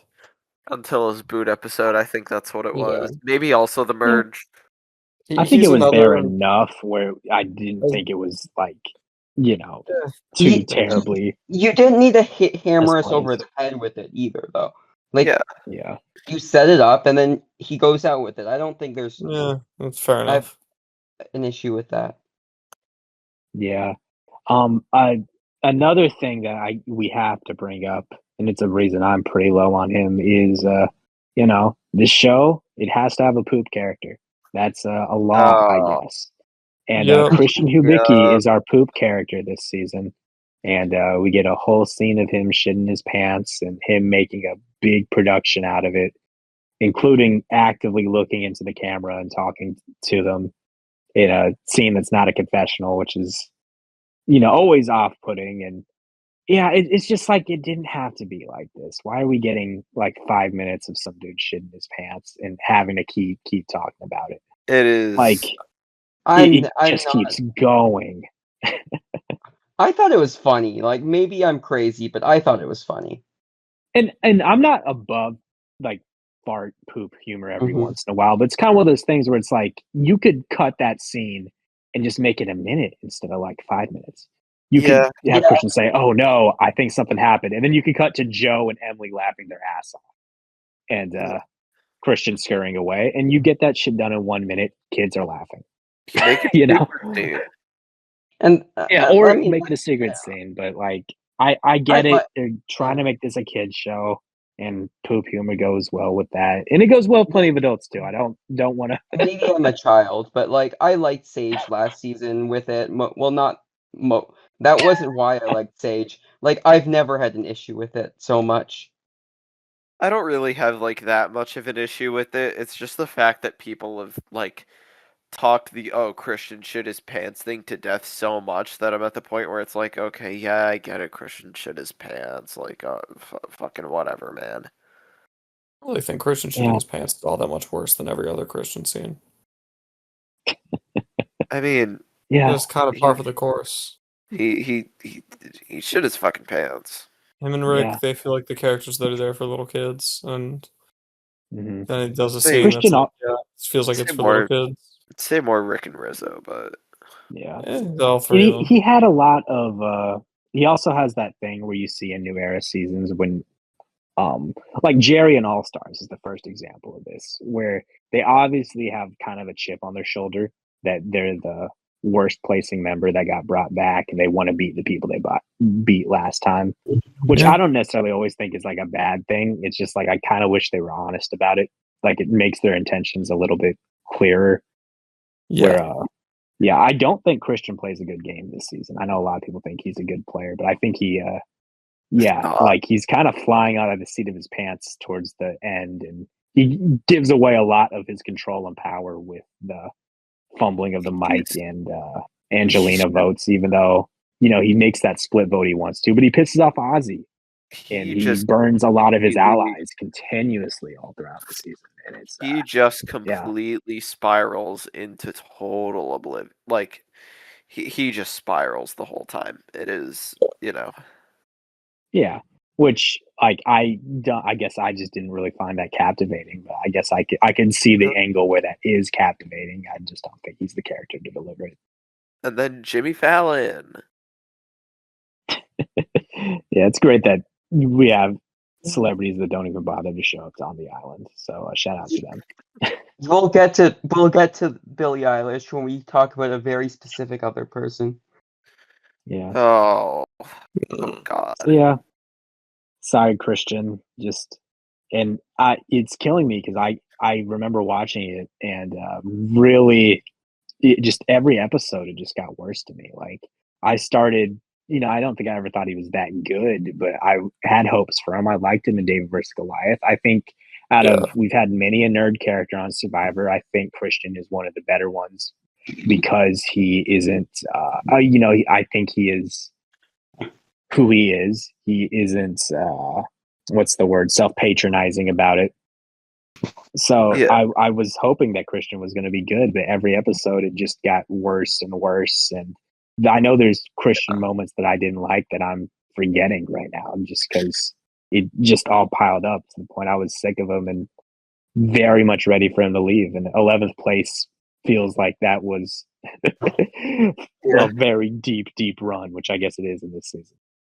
Yeah, I mean, I was expecting him to flame out, and I guess it happened eventually, but it just feels like every episode we're building and building and building to the flame out, and it's just it gets to a point where it's Yeah. like it did not need to be built up this much. And He it did not wasn't need to be the really central character of the season. It wasn't really even a flame out. It was just Jimmy And then it was Fallon. just like, oh, he just He got was twisted. going anyways, I think. I don't think I He think was. it was I think he probably was going anyways, but they used that They as the frame excuse, it like he was you know? twist screwed. I think he Yeah. probably does go Yeah. anyways, but it's framed as like the twists that got him out. So it's like you can't even be Yeah. satisfied when he's gone. It's Because it's like, oh well, if not for this twist, who knows? Maybe Christian would have won it all. Yeah, he It's is very not good at Survivor. That is what it is. he simply isn't. He's very good at Yeah. being a threat to win a jury vote, Yeah. Yeah, which that's is part of really it. But bad when people are noticing this at the final 11. And when yeah, people are and noticing this at the fucking final 24. one Yeah. last thing to say about Christian is at least he did get a boot episode this time. That wasn't a good one, but I would say he got it more was, of a boot episode than he got last season. and I liked his final tribal. Just as a last note, I did like his final tribal question, even if it was like Yeah, I the did. whole narrative thing. I was like, yeah, that's a good way to wrap it up. Like that is what essentially you're doing at Final Tribal, telling your story. Like I liked it. I did not. I mean, I like the question. I did not like at the. They were like, "Let's wrap it up, Christian," and then Christian goes, "Ooh, me, my turn," and it's like, you're I the meant last the one left, question man. itself. It's I just like like, the question itself. yeah, no, I remembered that bit annoyed me. It's like, yeah, man, you're the last one left. Obviously, it's your turn. Yeah. You don't need to like make a whole show of it. Yeah. All All right. right.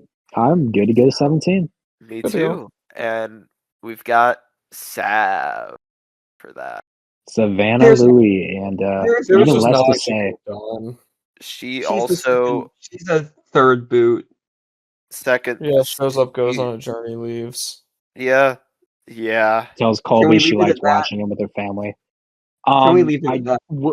We pretty much can. I'll just say one last thing is that tribe definitely just had the thing where they were voting out people that wouldn't hurt anyone's feelings those first Yeah. couple episodes. And mean, Sav just a that's what victim. you They don't should know Savannah. That's what you should do. Like if you're like, why not, right? Yeah. Yeah, it's not bad gameplay. It's just like, just always a shame in returning seasons where the least connected people go first.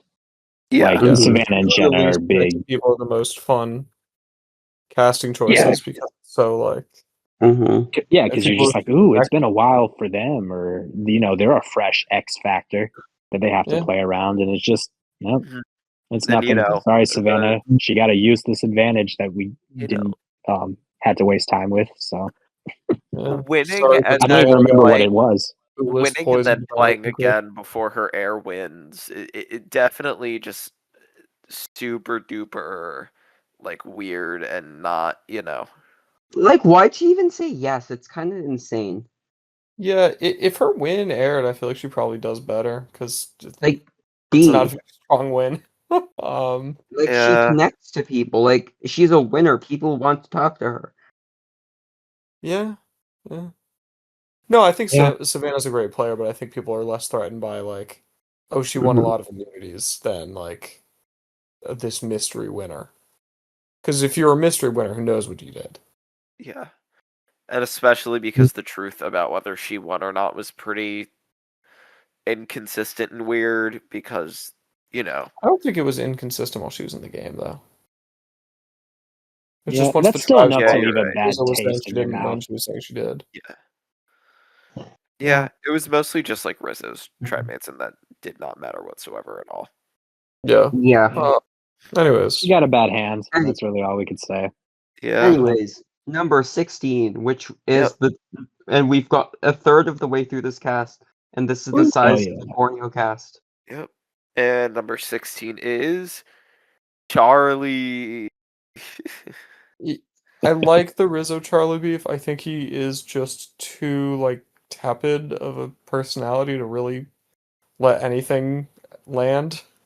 To be He gives the honest, same confessional like 5 times about it. he does. And Yeah. it's same delivery, almost same exact phrasing. And it's just, yeah, this is the most interesting thing foreshadows that's Rizzo happened to does. Charlie. Rizzo does flip on Ozzy and Suri eventually, so it foreshadows that a little bit. But it's also like, you can foreshadow it without. I think it's more of a Charlie thing than a show thing. To be perfectly honest, that he's kind of just giving the same confessional over and over again, and that's all they have. I think it's just a cute It's part. funny. I It's think it's funny. meta fun. Yeah. It's funny how Charlie was like this, very well put together player. His first time that like people could argue should have won his season to being what he was on 50, Oh yeah. Well, you have people in the confessional saying Charlie is a bad player. which it was nuts. I was like, oh wow.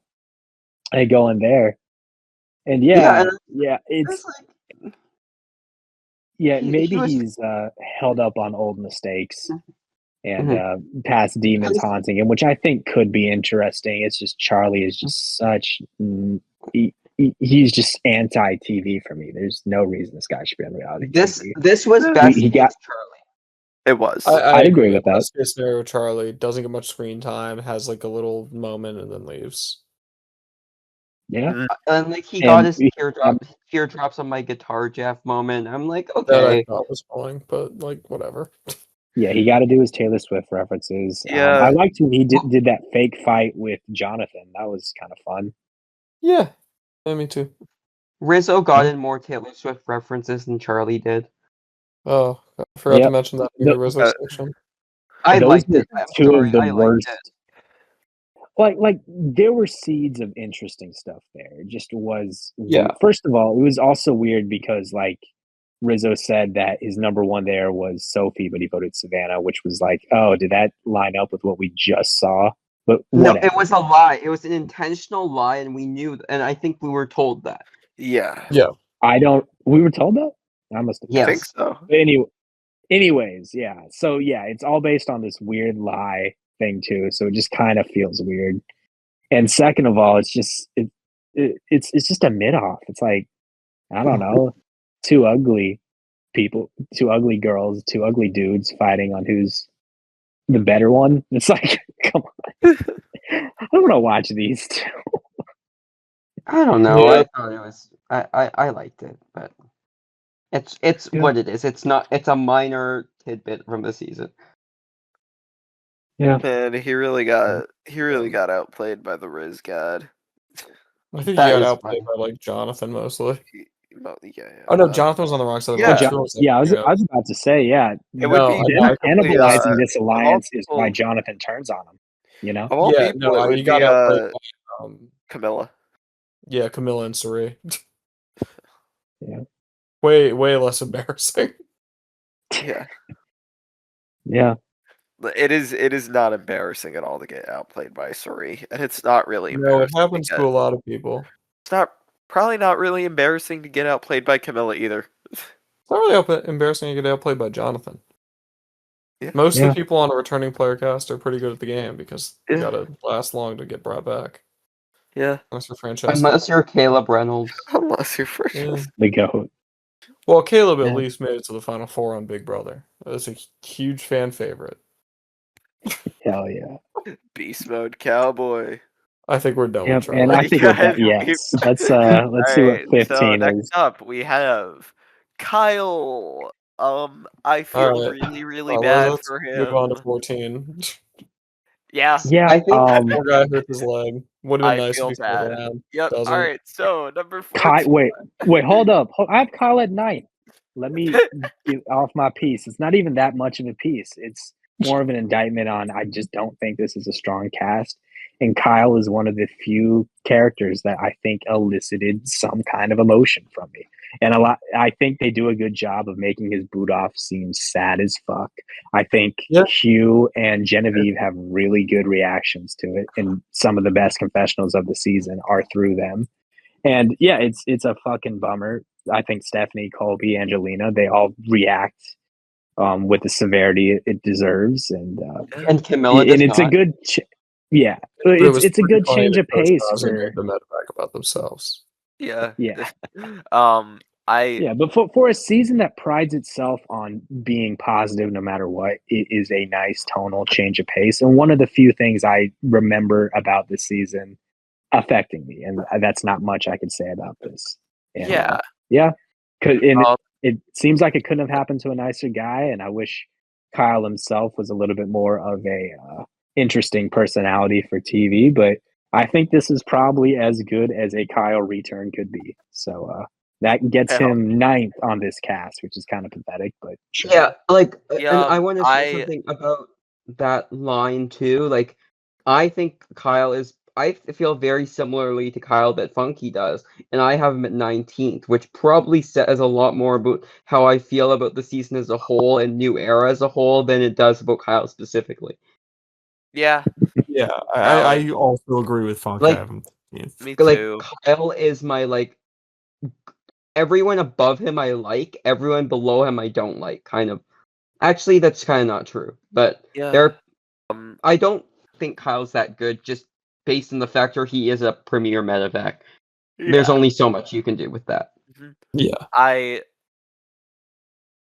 They didn't give him any screen time at all at the reunion. Yeah.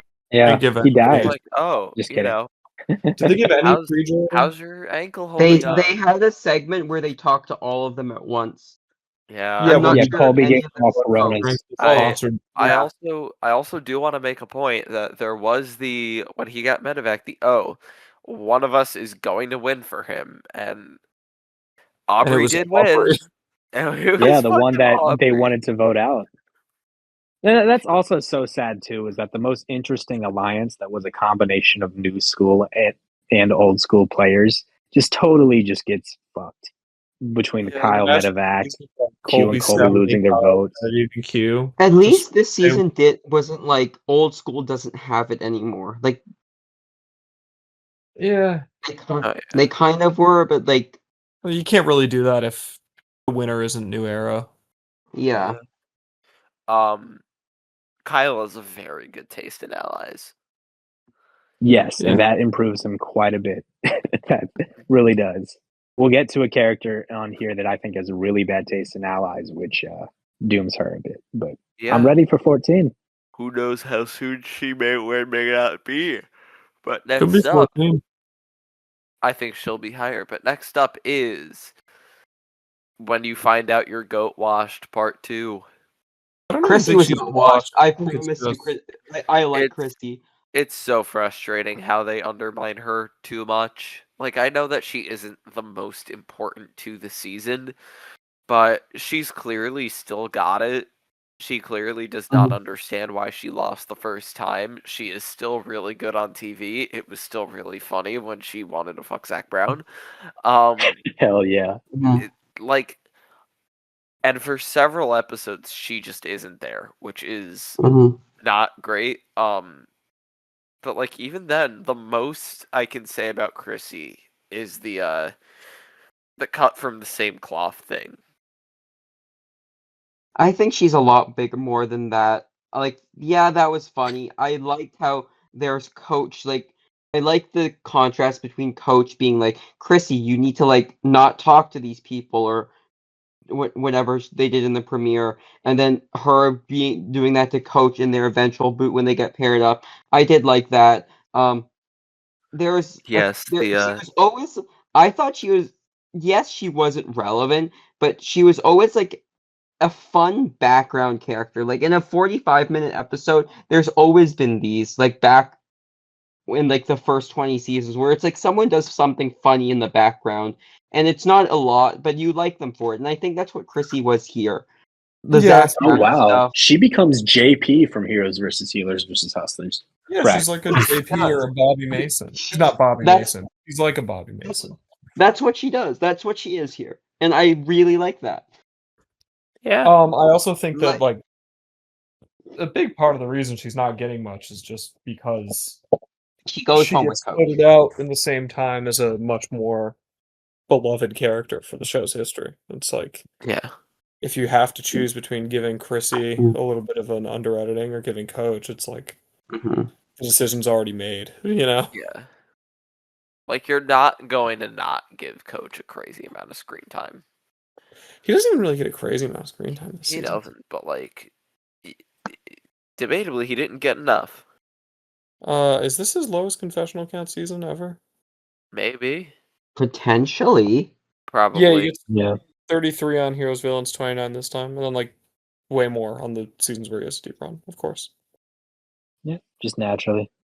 But yeah, it was just sad because you could see that there was a good character behind Chrissy. It just didn't matter. She had her one moment where Camilla goes instead of her, and that's kind of the only moment you see that her Yeah. kind of shine a bit as a strategical player, for lack of a Just better hype, word.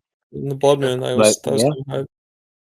Yeah, and like we said, that was like the one kind of deserved vote of the Blood Moon. So shout out to it, and that's Yeah. really all we got to say, right? Yep. All right. Mhm. So next up after Chrissy at number 13, the last character of the bottom half of our rankings, we have. Oh my fucking god! Why was her edit such supreme dog shit? Oh my god! Oh my Tiffany god! Oh Nicole my Irvin, god! y'all. My- We can say her name. Sophie She got the has Sophie it. Segretti edit. She got the Sophie Segretti edit. Yeah. It was worse. Well, No, I it wasn't. think it was the same. I don't think. I- Yeah, I think it was pretty comparable. Yeah. I think it was weaker. I mean also like Mm. Final Tribal was just Oh, She was awful in Final She was Tribal. really annoying in Tribal, which is weird because I thought she was so fun on the 46 Tribal Council, but like, Yeah. yeah. Yeah, but it was the Listen, same she owned guy. Ben all- Katzman and Charlie. It's all 46 comparative, and I don't have her terribly low in like my overall rankings. I just think it's so frustrating when like Mhm. someone who is like has such a good story going into the season of being like, you know, people want her to prove why she belongs, and Don't think that's a She good gets- story, but I get it.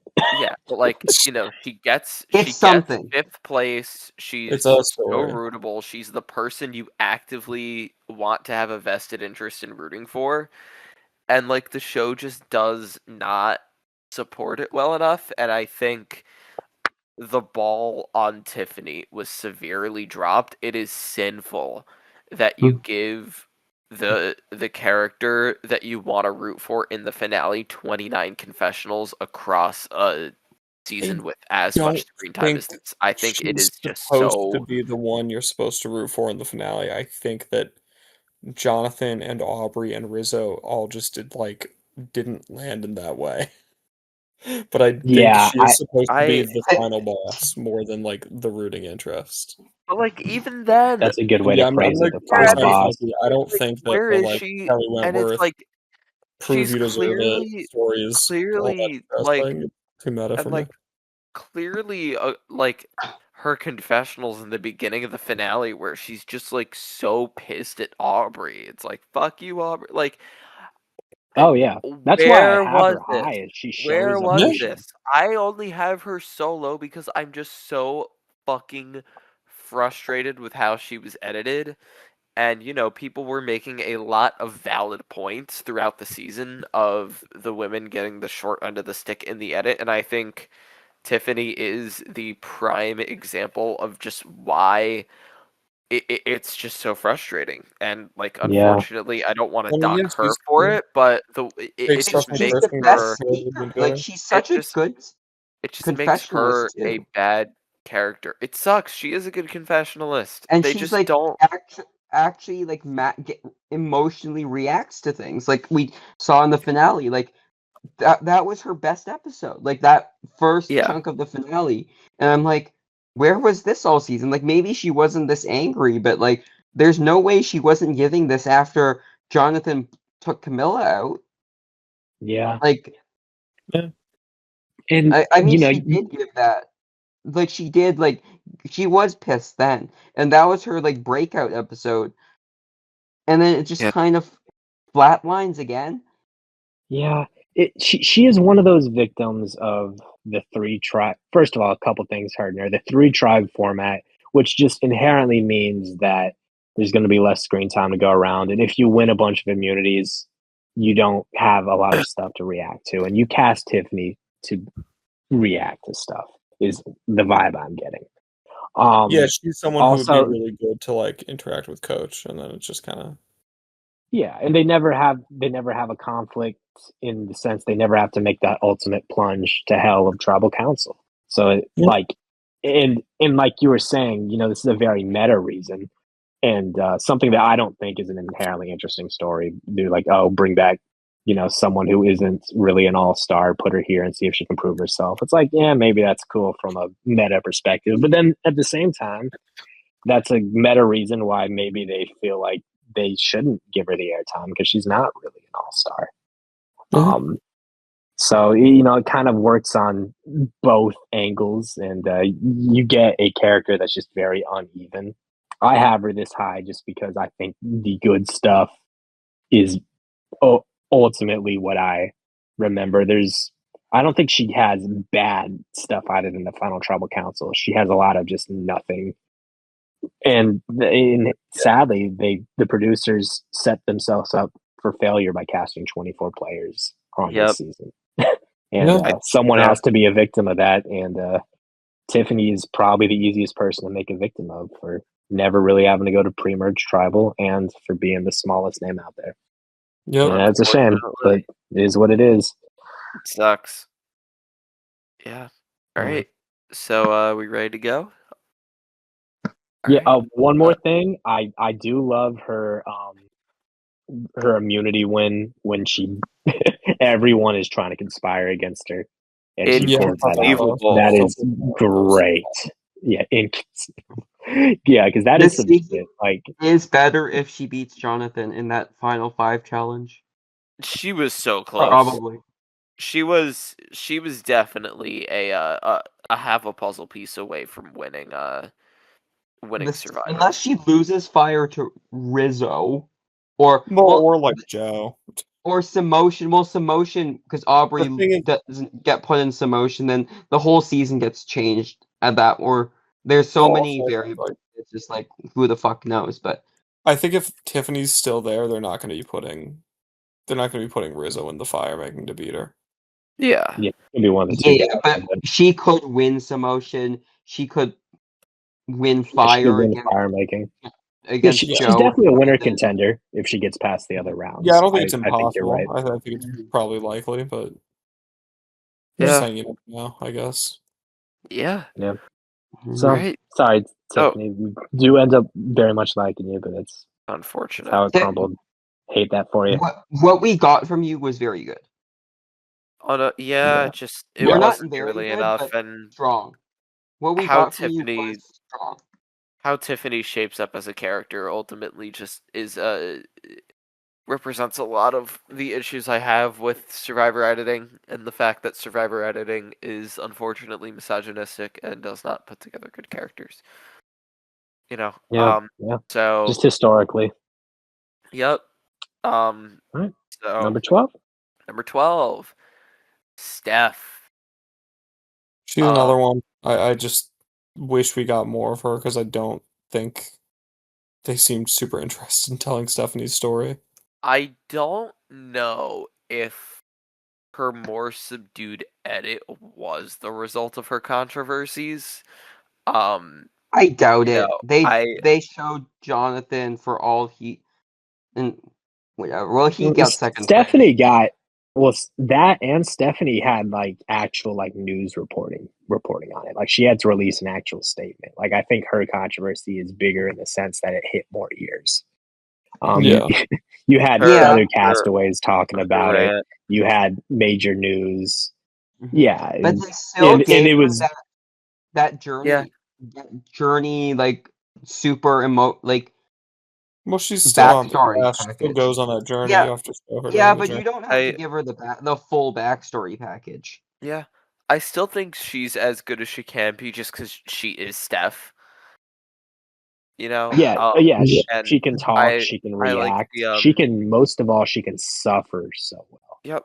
That's She's been. the part of me that's always appealed Oh, to yeah. me about Stephanie. She is one of Mhm. Survivor's great sufferers, Uh-huh. Yeah, and she's maybe the Johnny's only title person is that's so kind of made good. a journey kind of good. Yeah. She's Yeah, Um, but the good problem in her is the boot episode journey. too, Yeah, where I she don't just. like her boot episode. There are And many I'll get issues into with it. that episode, but I can she, think of. I think like, there's one really big issue with that episode. Mr. and- Beast. Yeah. No, but she Yeah.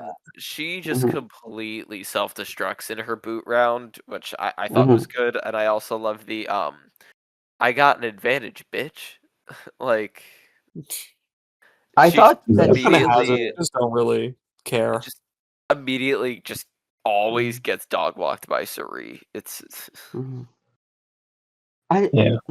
I just never like I wanted to like Stephanie so bad. If there's one character that I was like coming to the season, I am going to overrate to shit. I thought that was gonna be Stephanie, and then I just like through the first 4 episodes, I was like, there's nothing here.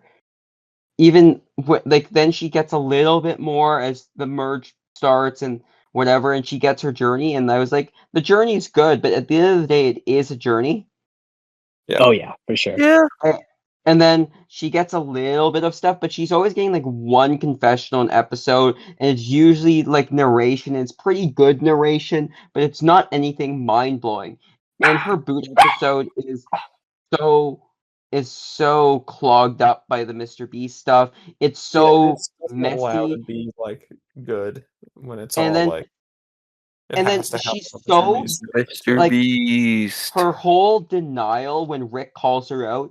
It's like it's a Rick moment, which automatically drags it down, and also Steph just so vehemently denying it.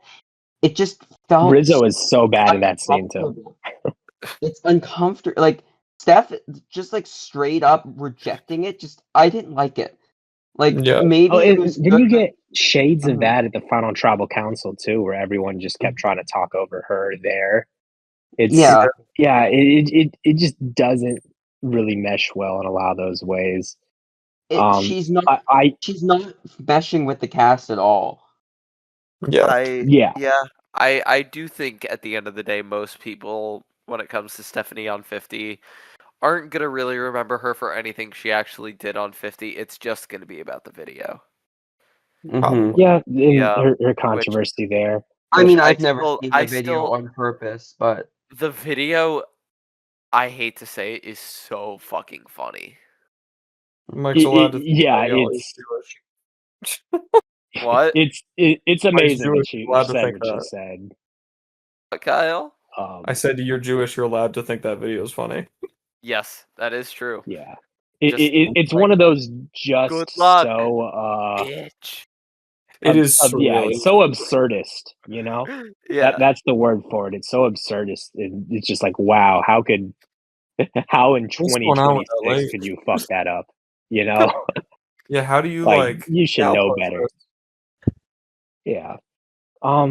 to get back to Stephanie on the TV show, because I do agree with the notion that I wanted more from Steph, and she is a character I am disappointed with this season. I was hoping for better. Like even the episode, she gets left out of the vote against Q, and then the next episode, she's kind of like, in a sense, a crucial swing vote to make Christian's plan work, and she's not even really a main character in that episode, which is kind of disappointing because it feels like she should be for being such an important swing vote. But ultimately, why I think Stephanie ends up being like a top half player for me is she's just has such an expressive face, and we get 2 challenges back to back where Stephanie gets to do suffering endurance, where she wins the first individual immunity challenge and beats everyone in the biggest merge ever. She beat 17 people.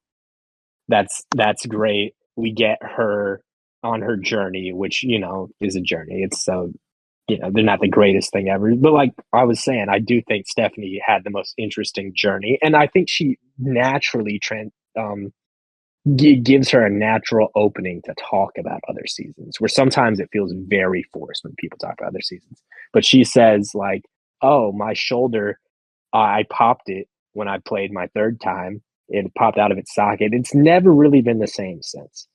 And so, we get our little flashback, but it makes sense because it fits along with what she has to do in the challenge.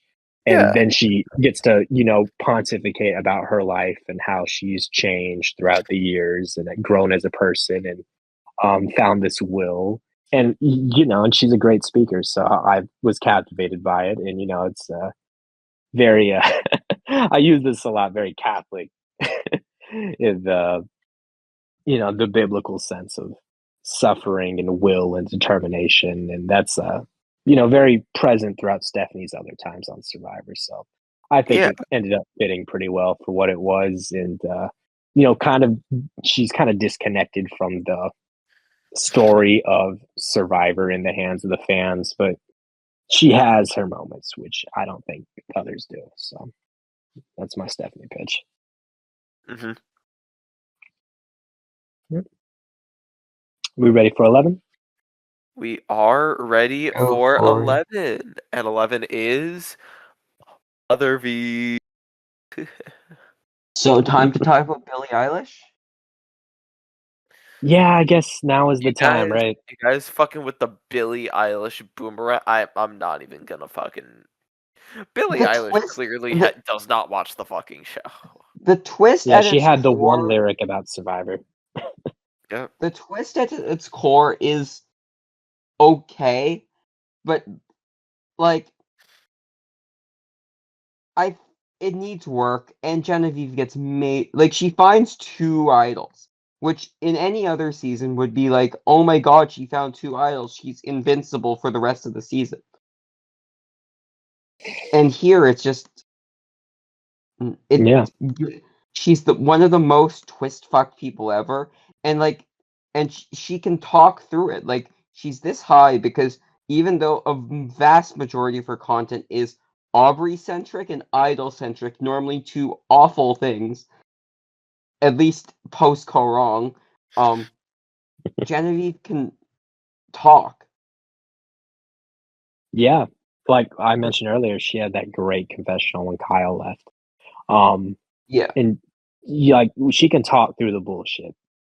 And it's just there really isn't that much substance there. I think the Genevieve Aubrey beef does kind of feel like it comes out of nowhere. I don't really know who's in the right or in the wrong, or they don't really give I think much context into that.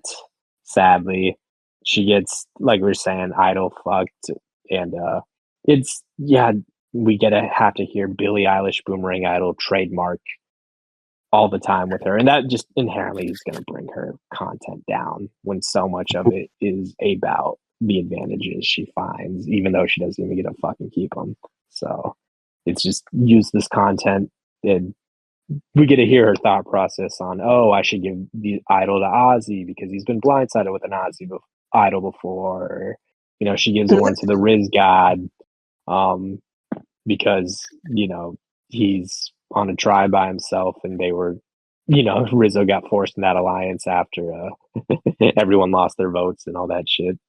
So, yeah, that's really all. I don't have much to say about Genevieve. It's sad that her second time on Survivor really just felt like out of her hands Yeah. and ours. It was It in just the hands of the fans, not her. it sucks. She can only True. be such a she clearly has it for TV, but she can only be such a good character with just how unfortunate Mhm. everything is, you Yeah. know? And it sucks And- that she feels this way about how she is as a Survivor player. Like, Yep. this was not in her hands, and I hope she knows that. Yeah. And it's just a shame for me personally, as someone who didn't think they did a good job with Genevieve the first time, because I think they fumbled her a bit in the first time by just not really setting up a lot of her key relationships well in the beginning. And but I always thought she was a good speaker and had the capacity for something better. So I was excited for a Genevieve return, and it just it's I think another she just did very the disappointing best one. with what she got, but like Yeah, I it's don't just know. not what we wanted from her, I don't know based on the outcome of the season, what else we could have gotten that was much better. Yeah, Not I'd having agree with Aubrey that. there in the post merge. Yeah, but like these Yeah, are but based on the text that we got, Yeah. there's only so much you can do with what you, based on what was given to you on the island with certain seasons. Yeah. And this season isn't that, but with Genevieve it is. Yes. I agree with you. Great. Yeah. Are you ready to move I'm on? good for 10. Yeah, let's All do right, it. number 10. Jenna. J for Jenna. Yeah, we Man, mentioned earlier it the sucked. It yeah, sucked. yeah, like we mentioned with Savannah, or Tribe did the thing where they voted. They explicitly mentioned it. Like, I know a lot of times they also say, "Oh, she was gunning for Cerise, so she had to go," which was probably, like in everything. There's always multiple reasons. It's always a culmination of reasons. But Christian also mentions that Jenna's going to hurt nobody's feelings if she leaves, and yeah, it's probably because no one knew who she was, because Yeah. she hadn't played since All Stars. It But the little bit she was here, it was nice seeing her face and her reflect on how the show has changed, both through the years and how she has changed throughout the years. And yeah, for the boot of the first episode, she's it probably as good as she could be. it truly sucked to lose the Borneo rep in episode 1. That made me so upset, but I'm happy we got her at all. I'm happy that, we got the love for Borneo out there, and I was definitely disappointed for sure, but hey, we got Jenna Lewis on Survivor again. It's Yeah, something. It's it's probably great. the She last still time. showed a little bit of attitude Yeah. that she had. She Yeah. seemed pissed off Mm. when Sari couldn't do the claw Challenge. thing, or the challenge.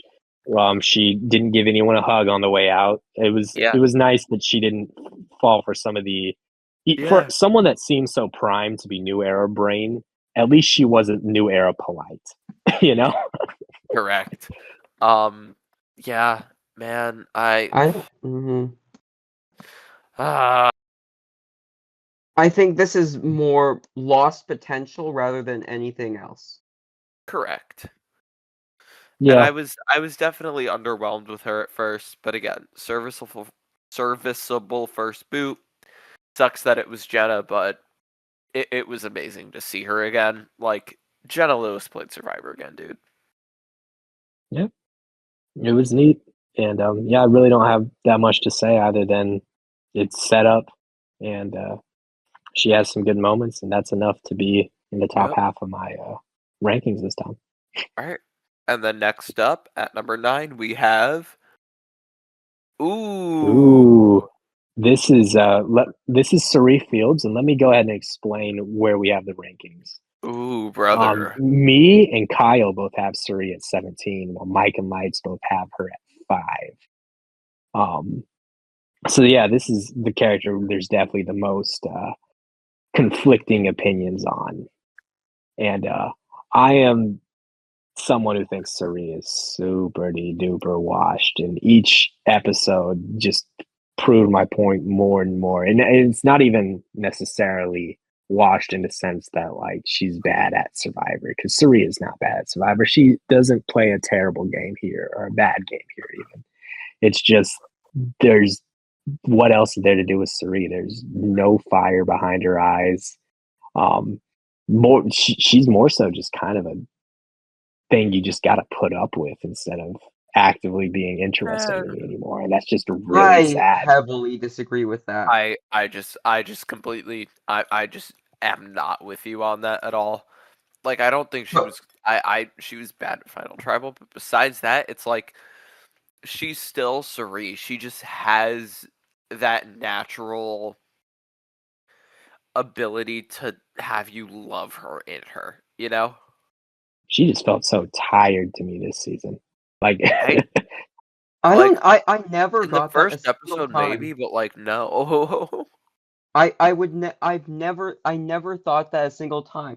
I'm just going through my notes from the season. I was like, there was like, I don't know. I'm just looking at episode 6, and like she was like, "Do you gamble?" And Dee was like, "No." And she was like, "Why are you gambling right now?" I was like, "That's at least an interesting take on like how Cerise's like manipulating people, and that's kind of what she's doing the whole time."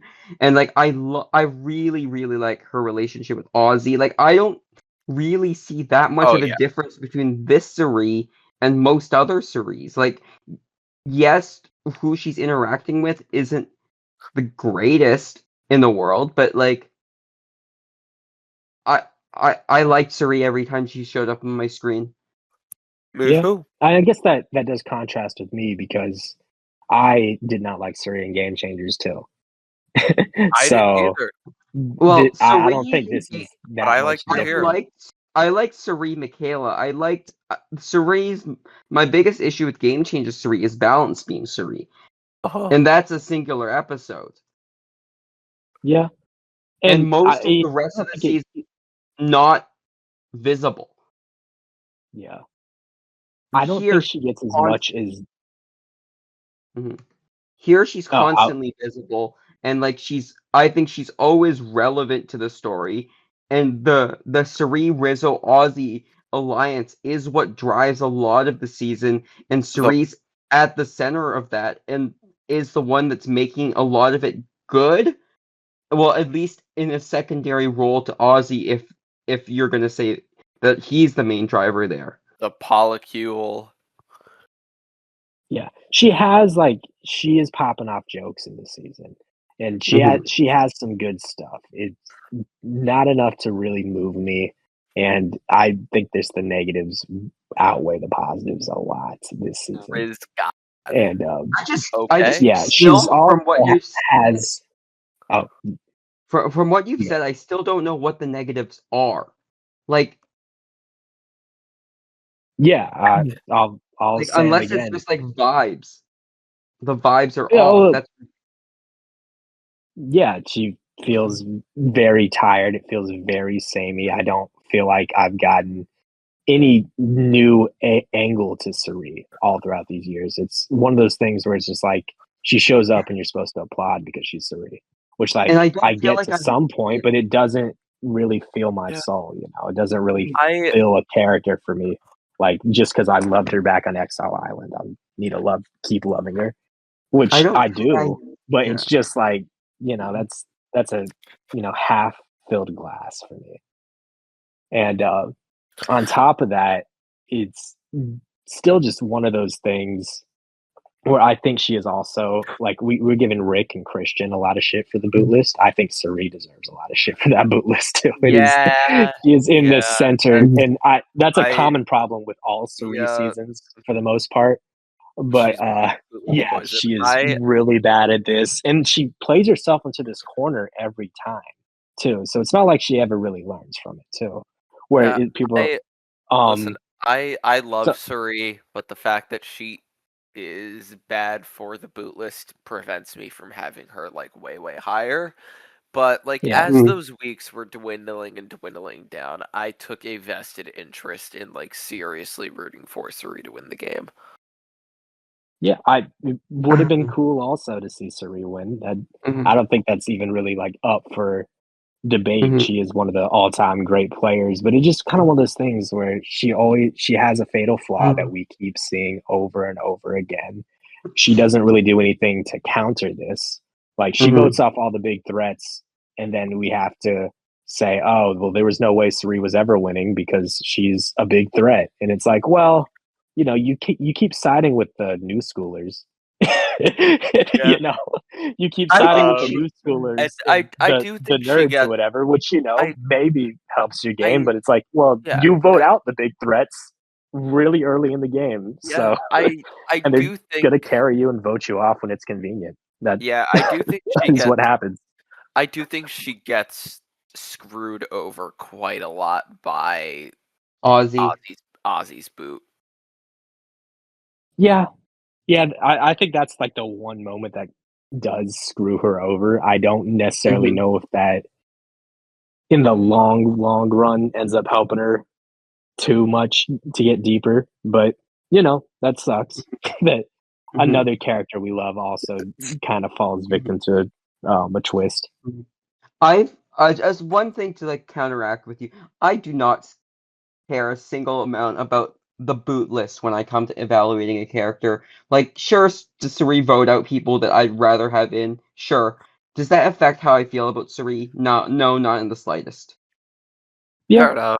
I get that. I just think it's like, now I have to see more Rick and Christian and Emily and I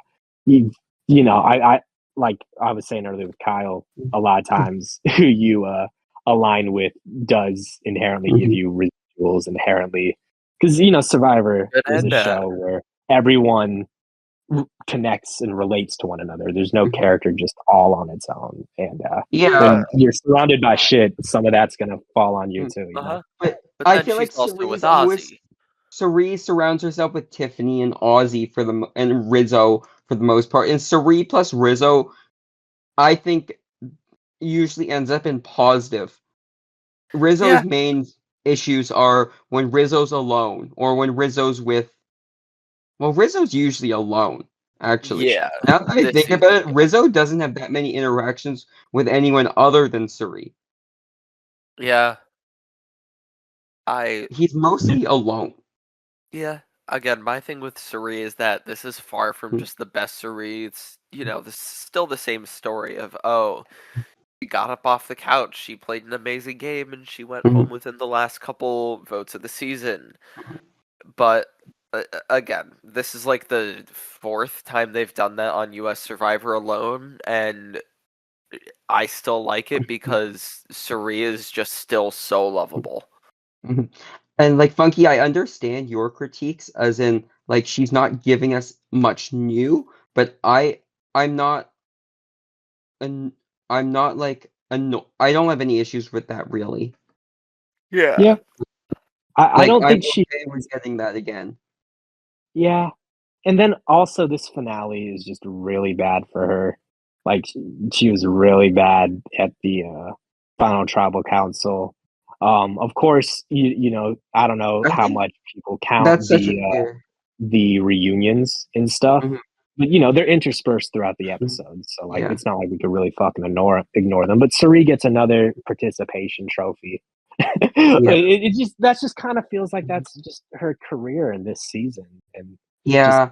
one big fucking participation trophy. And it's like, damn, remember when Survivor used to be kind of like heartbreaking and ruthless and shit? Yeah. Now everyone gets to smile, everyone gets to win. Yeah. I I did don't know if I sound not. like a fucking boomer, but I don't think it affected my opinion on Suri very much at all, the finale. Like, yes, I didn't like it, but I think in the grand scheme of how much content she got this season, it's such a small percentage of it. Yeah. And like that's kind of how I feel about the finale. yeah. And in all fairness, I will preface this with saying that I had a rough ranking before the finale. Suri is the character that went down the most in the finale. Like I think I Damn. bumped her like 5 spots. And it Shit. was like the spots of the people that I think, your Camillas and Yeah. and people that I'm like, or Savannahs, where it's just like you're not really good, but you're not really bad kind of people. Sarif with the finale made me contextualize it all more and be like, you know what, I do think ultimately I lean negative. So that's where she goes. But yeah, maybe after further reflection on the whole season, it might end up a little bit higher. But that finale left a pretty bad taste in my mouth. Again, last thing I'll say, she's still just, she is at the end of the day still Suri. Yeah, it was cool seeing HB. It was cool seeing him again. Hell yes. Another HB. With the flowers. Yeah, my man. HB, Yeah. the GOAT. Holding it down.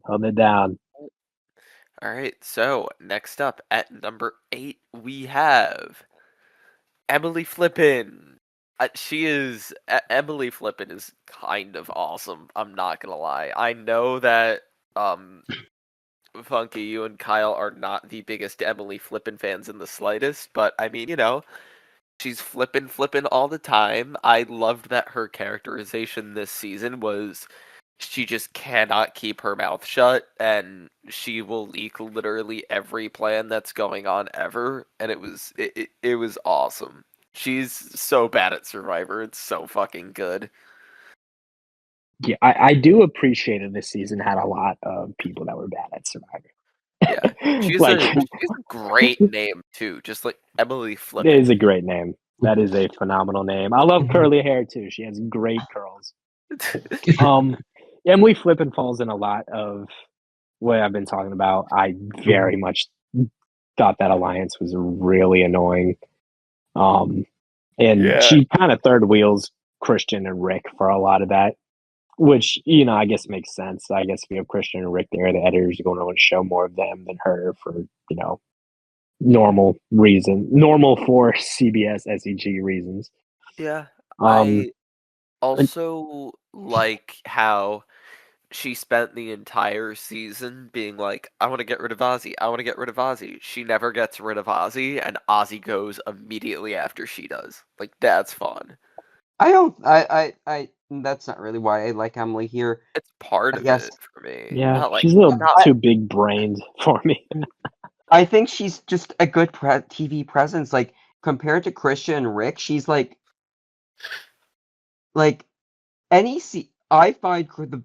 I think the best Christian stuff was usually with Emily involved. The best Rick stuff, for what that's worth, had Emily involved usually. I think she's a high-end supporting character here, and and I like when she talks to the camera. I said the same thing with Christian. I'm like, I think that's the main difference in how I feel between Emily, Christian, and Rick. I like two of them when they talk to the camera. One of them is way too fake production plant, and Emily never feels that way. Yeah, I'm with you on that, Lights. Again, Lights, She I feel feels like I herself. Yes.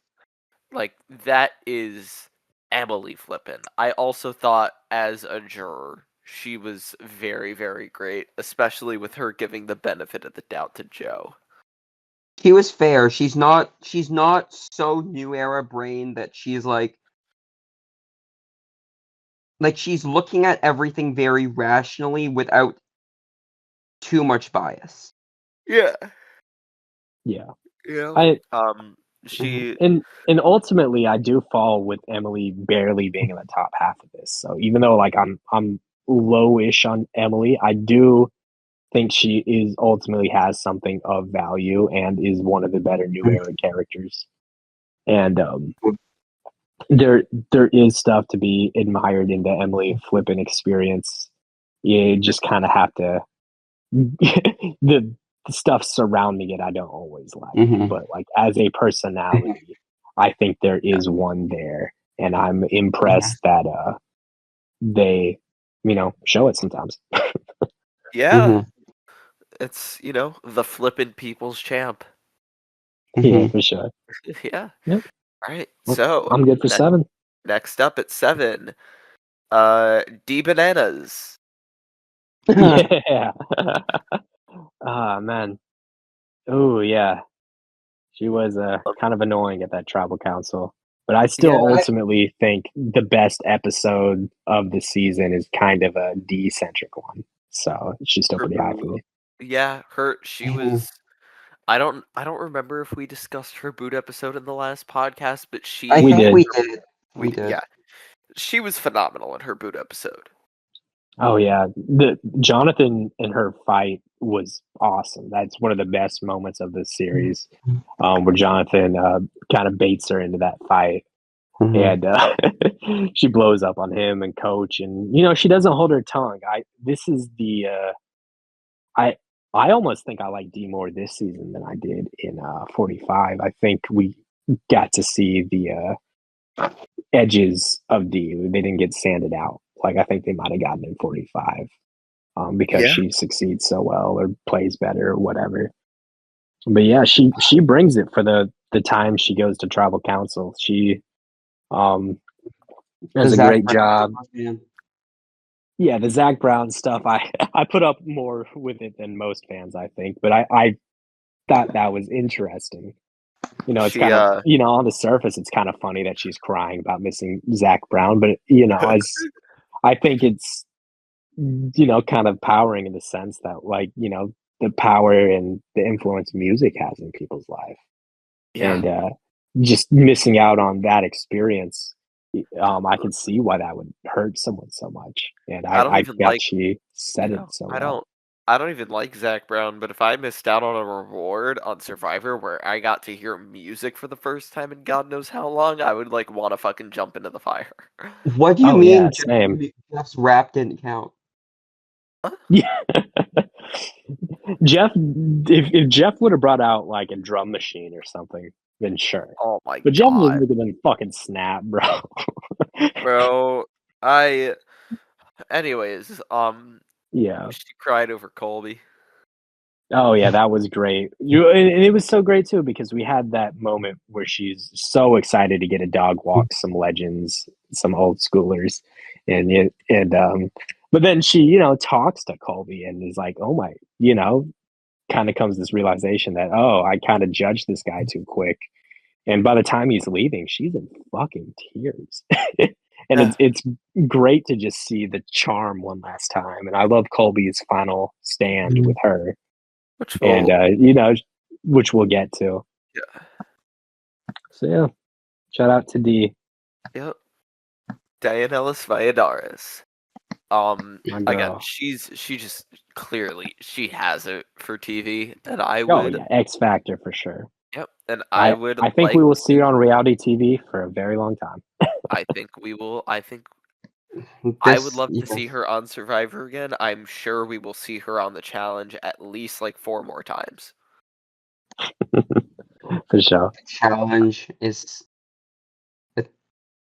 certainly an interesting show. Yeah. Alright. Next up at number 6 we have Jonathan Young. So a lot of Survivor fans may see this ranking and be like, oh, this fucking guy, and he's good. He's again not defending he's a good character guy. He's just a good antagonistic figure. He's someone he creates that good TV. He creates good TV. He creates conflict. He elicits strong responses out of people. You know, Mm-hmm. I think that's important for reality TV. He's a bit melodramatic. He's someone who goes out of his way to interact and either build relationships or cause conflict with absolutely anybody possible. Oh yeah, and we see that in we see how he rubs people the wrong way. I don't think they're as explicit as the moments he does in 42. Yeah, but I still think we see some of that. Like one of my favorite moments, and I think that whole Jimmy Fallon episode kind of sucks ass. But when when Jonathan returns Christian his shot in the dark after voting him out, that's one of the coldest motherfucking things. And he goes overboard when celebrating when he wins these challenges. He's not really considerate of anyone else's feelings. That They final do the whole In the thing where they rice, try to rig. he doesn't Yeah. give a shit about anyone's feelings deep down. no. Oh yeah. I think ultimately, um, he's he's a beast of nature. He has a very unique look to him, which I feel like I always had to remind that television is a visual media too. So I Oh. appreciate the diversity in just builds that we have on Survivor. And yeah, this motherfucker is a giant. He has the fucking Mario brother as as his actual brother. Like that's kind of nuts. That was insane. That was yeah. It's just like, that was who the ridiculous. fuck dresses as like Mario? Like this man was in like a red shirt and overalls. I'm Yeah, like, what it the is. fuck? You're a grown adult. Yeah, the end game of Survivor 50 is a little funny because they did somehow manage to make Jonathan into a bit of a game bot. Yeah, and yeah, that is my main problems with him. Is I was kind of digging him around the merge, and then he kind of gets game body. And then towards the end, I overall do like him. I like that he fucks up Samotion again. Gets the first one out of Samotion. He has his moment of, oh shit, maybe Rizzo will beat me in fire, even though like Jonathan seems like fucking awesome in fire. He makes fire in a confessional. Like that shit went hard. He was like, was that 5 seconds? And Yeah. we see the entire thing. Like we know Yeah. cuts to it. It's Fucking like Mike Turner must be the freak of greatest nature. fire. Mike Turner I must think be the Jonathan's greatest fire maker of all time. put in the homework, like he said. Yeah, Yeah, and that was great. He pukes in middle of a challenge and still wins. Like he takes I have no idea how long that was, but that must have took at least a minute or two to fucking puke and then go back and win a clutch immunity. Like that that's is nuts. still that's so Yeah. sick. Yeah, that's fucking He also ridiculous. just based off of game exclusively probably would have been my vote for the 50 win, not because of anything about him as a person, obviously, but like I think he just played better than Joe and Aubrey, like for sure. Like, did he have more influence on the game than Joe and Aubrey? Yes.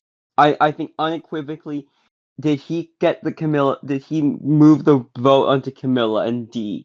Yes. Was he in? He was involved in the Aussie boot for sure. He wanted Emily out. I think. Was that no? He wasn't there. Yes, he was on. He was there. He was on both Yeah. tribes. Yes, and then like the obviously he was on the wrong side of the votes, but so was literally everyone this season. There's no there's no one that made the merge that was on the right side of every vote. Or like that maybe Rizzo. I have a spreadsheet.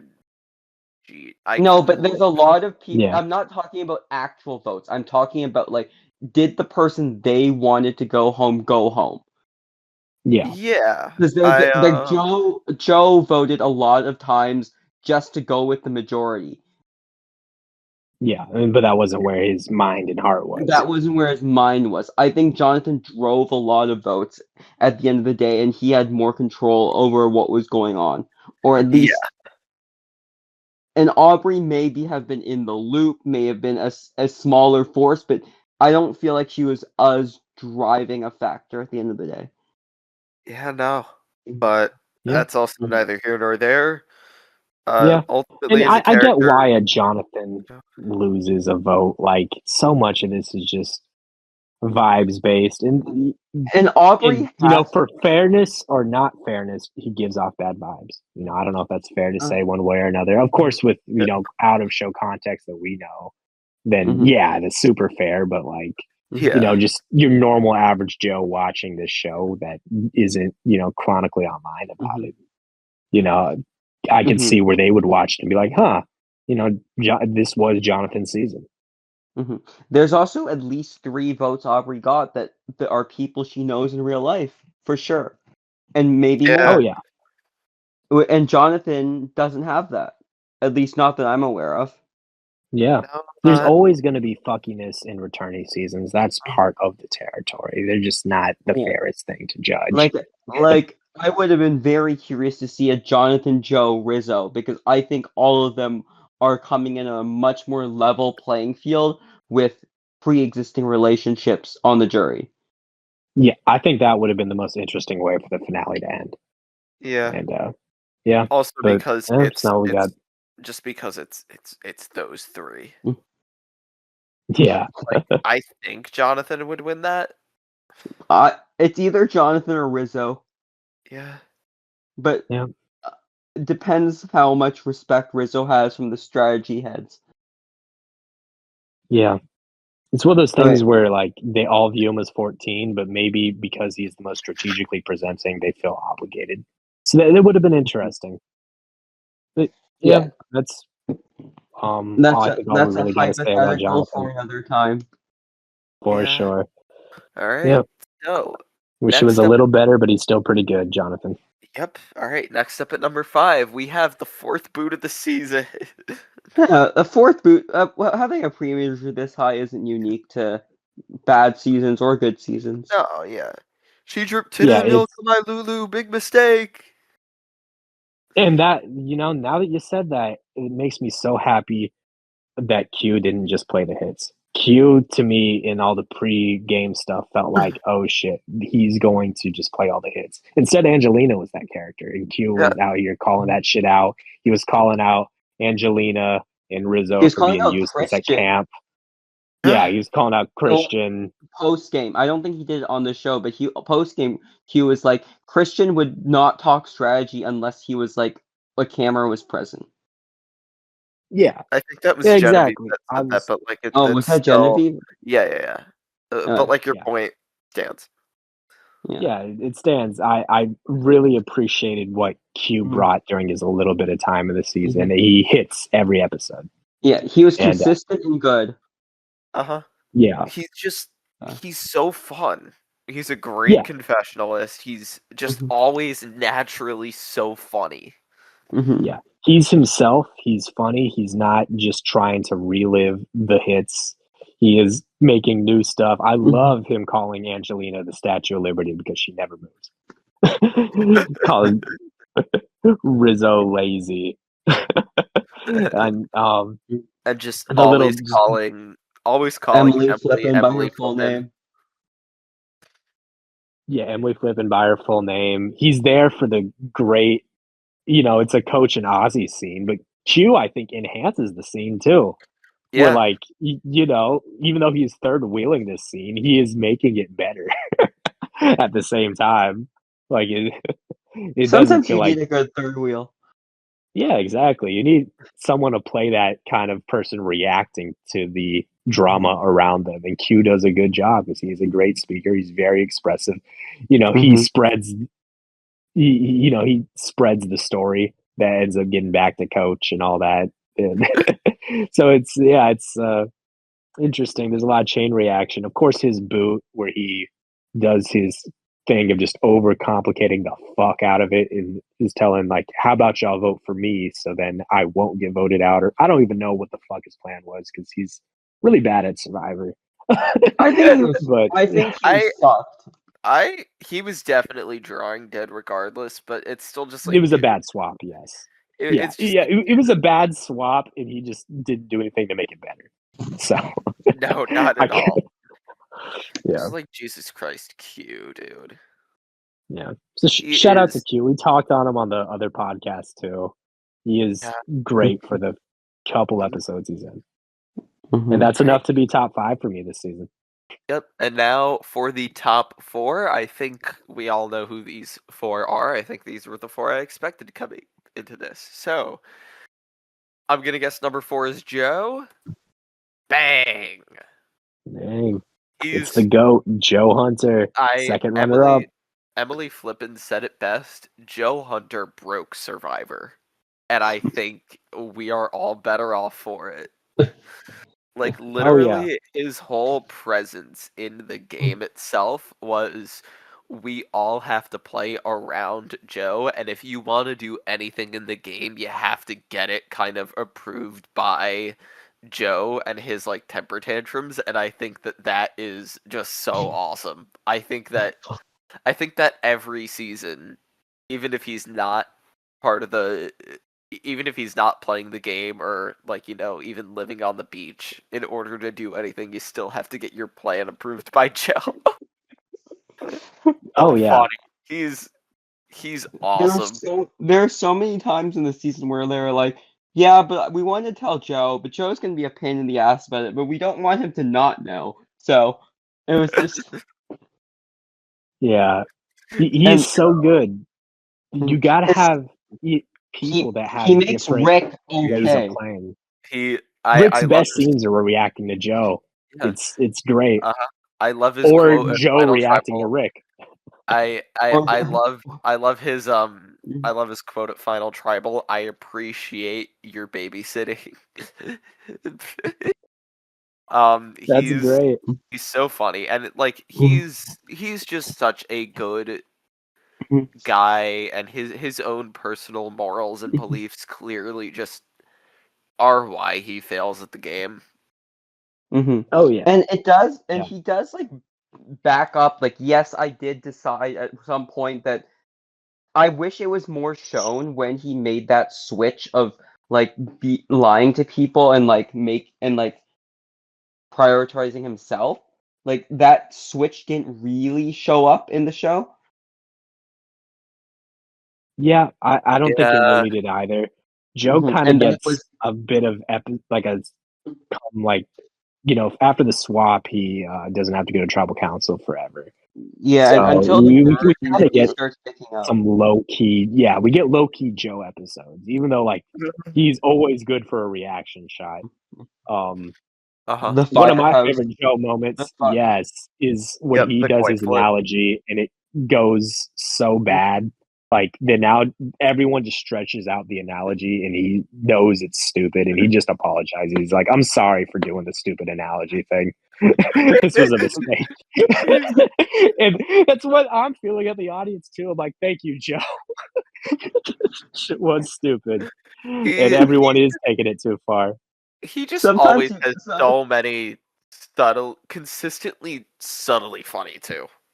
look Oh closely. Is geez. that my beautiful tall ass wife? It's awesome, bro. There's his My beautiful. WNBA player wife.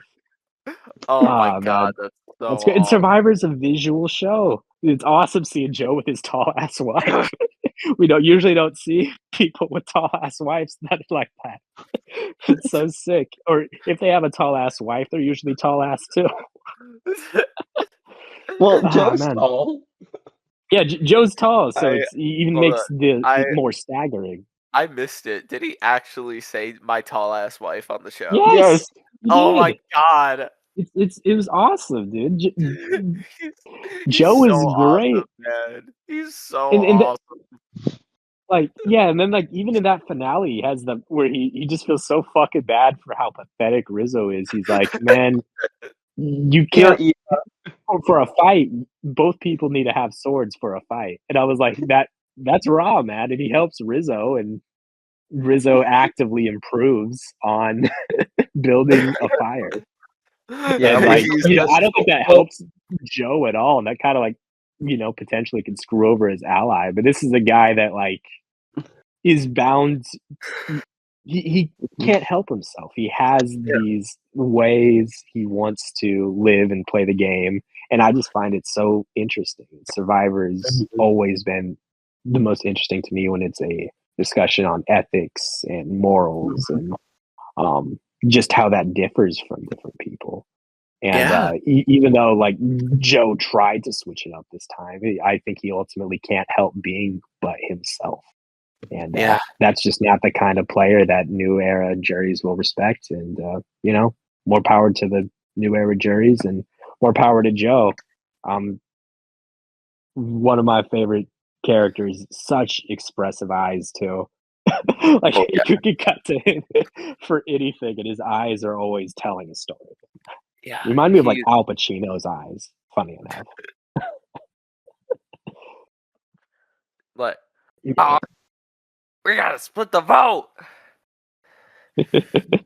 Ah man. My wife, I have a tall ass wife. Ah man. Yeah, that's great. Like just But it's watching the gay for season, you honor can and always just integrity. find little.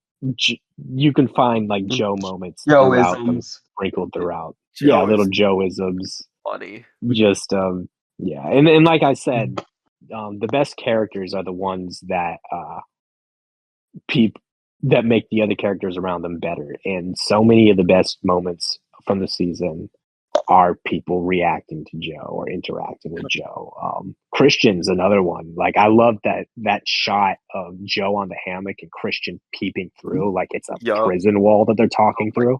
god. Like that shit was fucking hard. That's probably the best Christian moment of the season. Yeah. Yeah. And that was so. Joe is he's awesome, man. Yeah, he's Yeah. Mhm. great. He's probably my favorite new era casting pick. He is my favorite new era casting pick. I'm He's glad that definitely up there. production saw the value in Joe and brought him back for another season. And I'm sad that Joe gets as much hate online as he does, and I think he unfairly gets grouped into this game of politics where I think because he aligns with people whose they don't like their Values. politics or values. Yeah, they think their values are a certain way, so he must be conservative or he must be MAGA. And it's just like, I don't know if y'all like Did you listen to watch talk to 48? anything. Yeah. Yeah, first of all, have you watched 48? Like I saw so many just some of the grossest comments I've ever seen. I've been around for a very long time watching Survivor. And yeah, I saw comments, of course, saying that Joe was MAGA, or I saw comments saying, "Oh, Joe doesn't know he's black." Like that wasn't a huge plot point Yeah. of season 48. I Yeah. mean, it was just, yeah, it was some of the ickiest I've ever seen about Survivor, and it just really reminds me that we're still the fan base that booed Jerry Manthey off stage. We're no different. Yep. Don't let them fool you. We are no different. Yep. Right. Yeah. So moving on to So number sorry to end on 3. a negative note for Joe, but Yeah. hell I'm yeah, just Joe reading. Hunter. I just read something in Survivor Facebook where some guy wrote, "Is Joe a complete idiot? Why would you teach Rizzo to make fire?"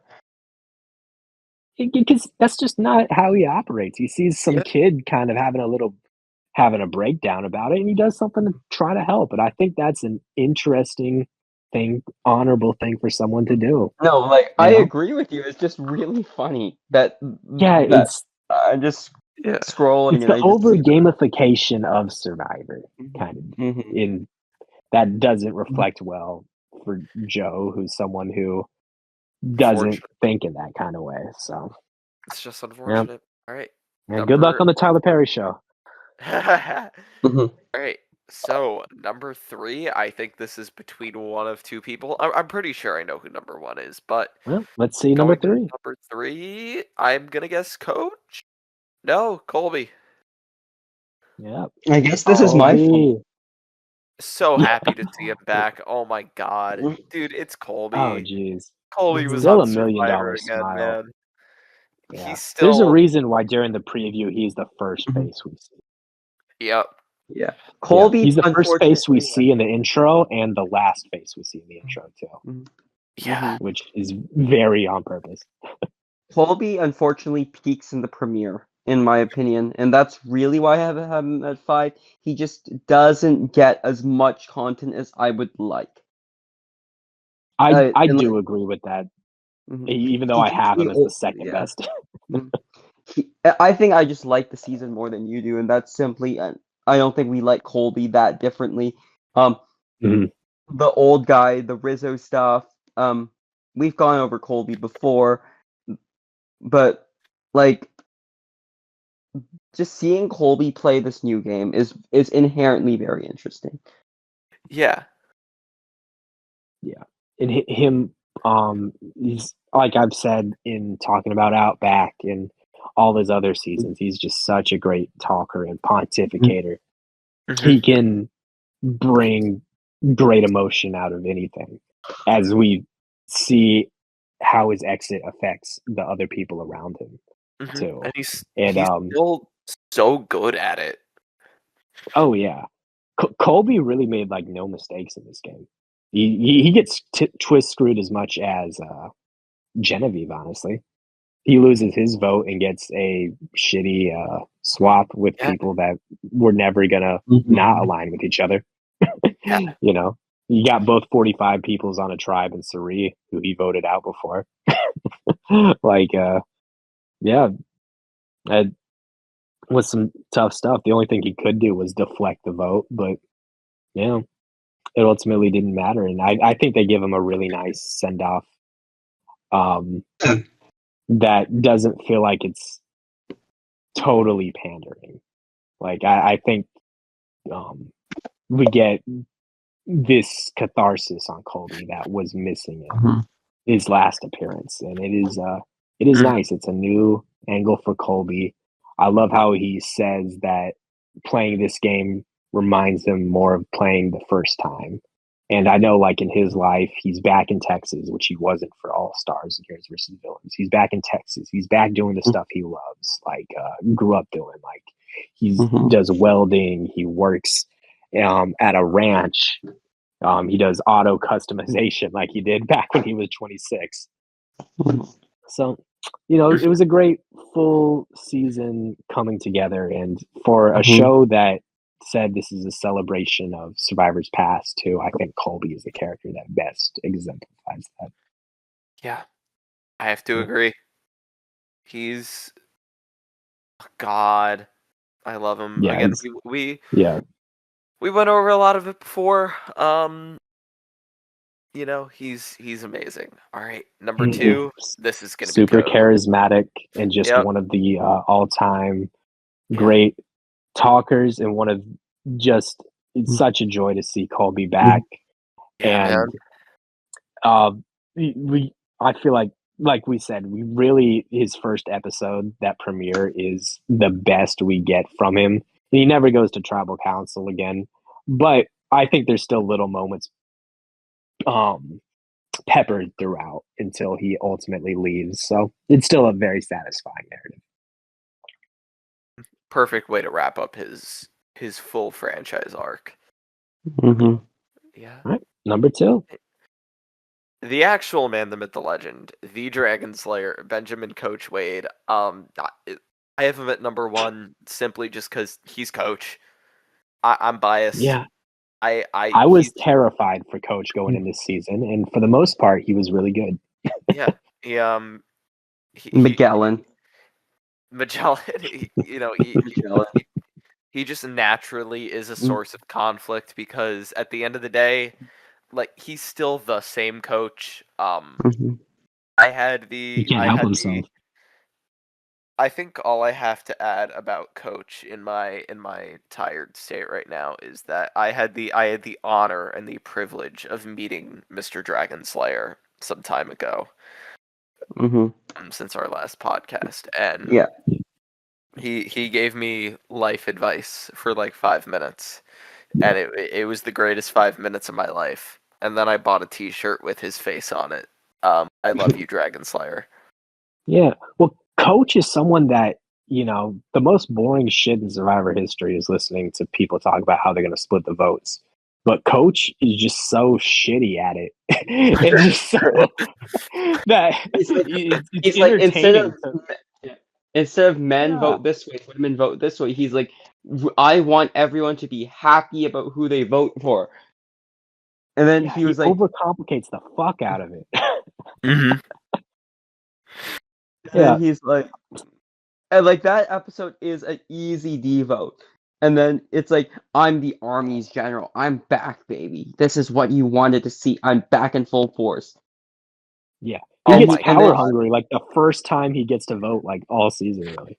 And then he tells the whole plan to Rick about how Christian's in the middle. It's like so bad. And then Rizzo is the one who has to come and tell him. It's like, Coach, Yeah. dude. Oh man. When he How It's in his boot episode where they make him the like sit in haikus. a hammock completely away from camp the entire day, and he's just talking in haikus to himself during the whole tribal scramble, and he doesn't get to fucking defend himself. And he's then like, the Jonathan, hammock. hear this haiku. Where he's Yeah.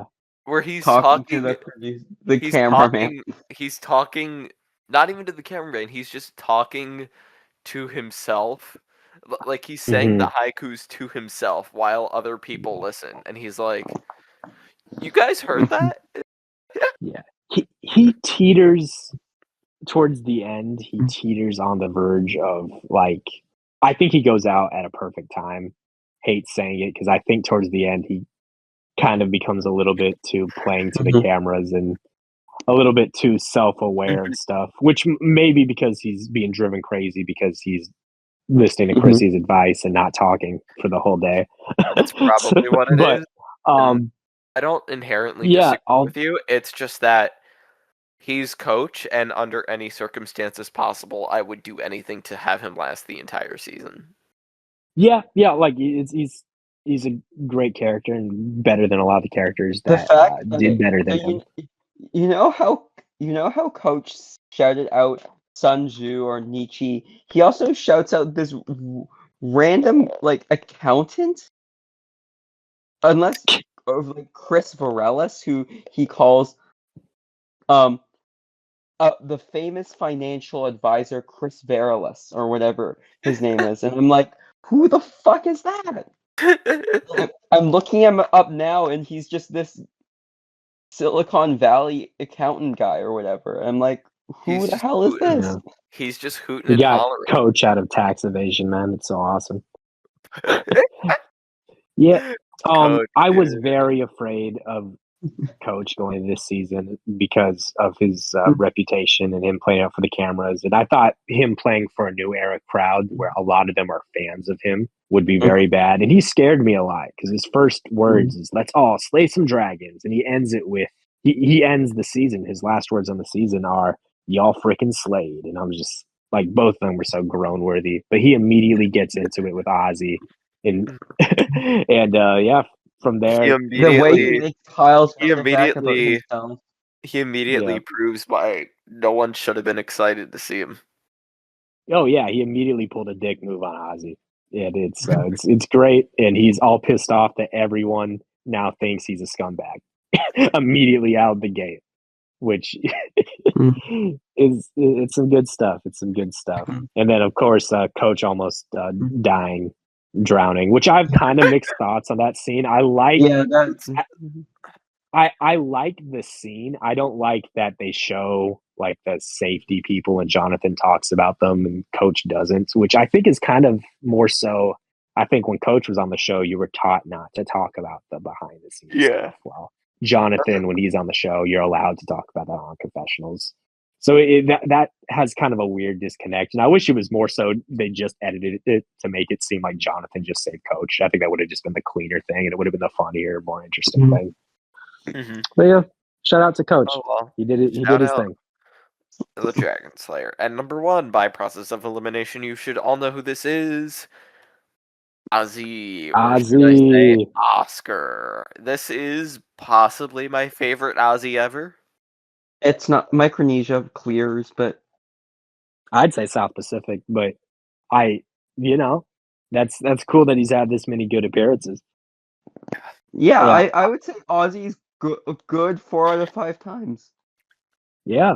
He really someone who played the game young so much, and he's kind of come back consistently. So he is, him and Saria both played 5 times, but Ozzy has really grown as a person, I think, in between each appearance. So it's usually something pretty fresh and a new angle on stuff. Yeah. Well, Saria was much older when she started, and older people don't change nearly as much.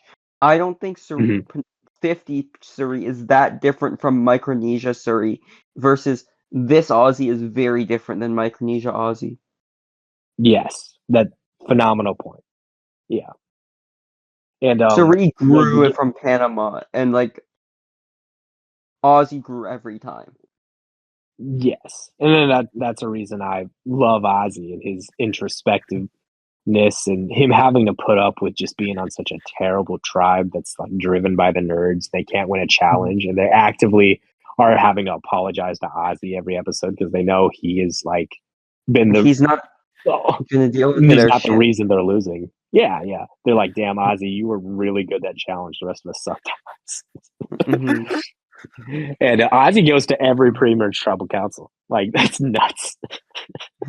And they make fun of him for it on the Yeah. show. Like, Ozzy, it's funny to keep seeing you as the loser Well, and stuff. And Ozzy has to deal with his failures. And that's, Ozzy's I usually think, the compelling biggest stuff. guy, and he's not. He's not the best challenge guy anymore. Yeah. He hurts his back in the first challenge he does. Yeah, And that's He's old. constantly Mhm. a thing. Yeah. We see the aging of this guy. And with age comes reflection. And, he's talking about wanting to play for himself and trying to play a stronger game and he has done the reflection that's necessary to look at his weak points and try to do stuff to counter it. Mhm. And Which, we also have I, to, and we Teaming also up with have to, Saruti. we also have to acknowledge that it all culminates in his boot episode where he uses all of that personal growth to fall into the same fucking trap as he did every single time. yeah, heartbreaking stuff.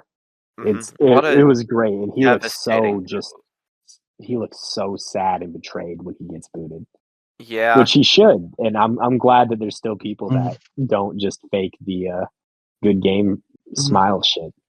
Because he didn't know. It's like when Suri left, she knew it was her time. Mhm. Like with Coach, he knew it was his time. He wasn't pissed because he knew it was coming. He played Yeah. like with Ozzy, I think it was probably the only true blindside this season. Post merge. hmm I Yeah, think I think so. Charlie was a blindside. But I I think think Mike was. Charlie, Mike, and Ozzy are the three blindsides this season, and that's it. Which Yeah. is hmm kind of sad Yeah. that it was so Is- chalky. I don't know if sad is the word I'd use. I think it just kind of happens Or sometimes. yeah, But I it's- get what you're saying. for a You know. season that was trying to build all this like fluidity in like the new era gameplay, like Mhm. having the votes be so obvious just like ruins that whole The narrative get- that Survivor is unpredictable and you never know who's going home, Mhm. which I think ultimately hurts the show more than it helps the show a lot of the times. Mhm. But I get the appeal of it. Exactly. Yeah. Yeah, If that's what you're going for, it needs to actually happen. Like with 48, one of the biggest issues with it is the false suspense constantly when you know it's not real, Yeah. right? Like if Like- you're trying to go in a direction, at least commit to it. It's like, yeah, well, we know Mitch isn't gonna make a move. Stop teasing it. yeah. But yeah, Yeah. I love a lot of the Oscar, Ozzy, just Yep. pontifications in this season. Like when Right. he's left out of when his friend Mike gets booted, and Ozzy in the morning is in the poncho Mhm. having to reflect on his anger and disappointment and just how it got to this. Yeah. One of the other good Rick Devens scenes, which is pretty good because of Ozzy, is Ozzy talking about, his father and his own personal journeys with contemplating fatherhood. Mm-hmm. And I never thought we'd have I- the Cook Islands final tribal flashback. Yeah. yeah. Um, Ozzy is a guy who bears his soul when he plays, and I don't Mhm. think that's something that a lot of players can do. So And- I got to give my hats off to Oscar, to Ozzy. He was my favorite character this season. and the last thing. Had a very fulfilling arc, and it all fell into place really well. And Mhm. I think I did not really like his starting tribe, but Ozzy made the best out of everyone. Everyone interacting with Ozzy was a better character for it. Yeah.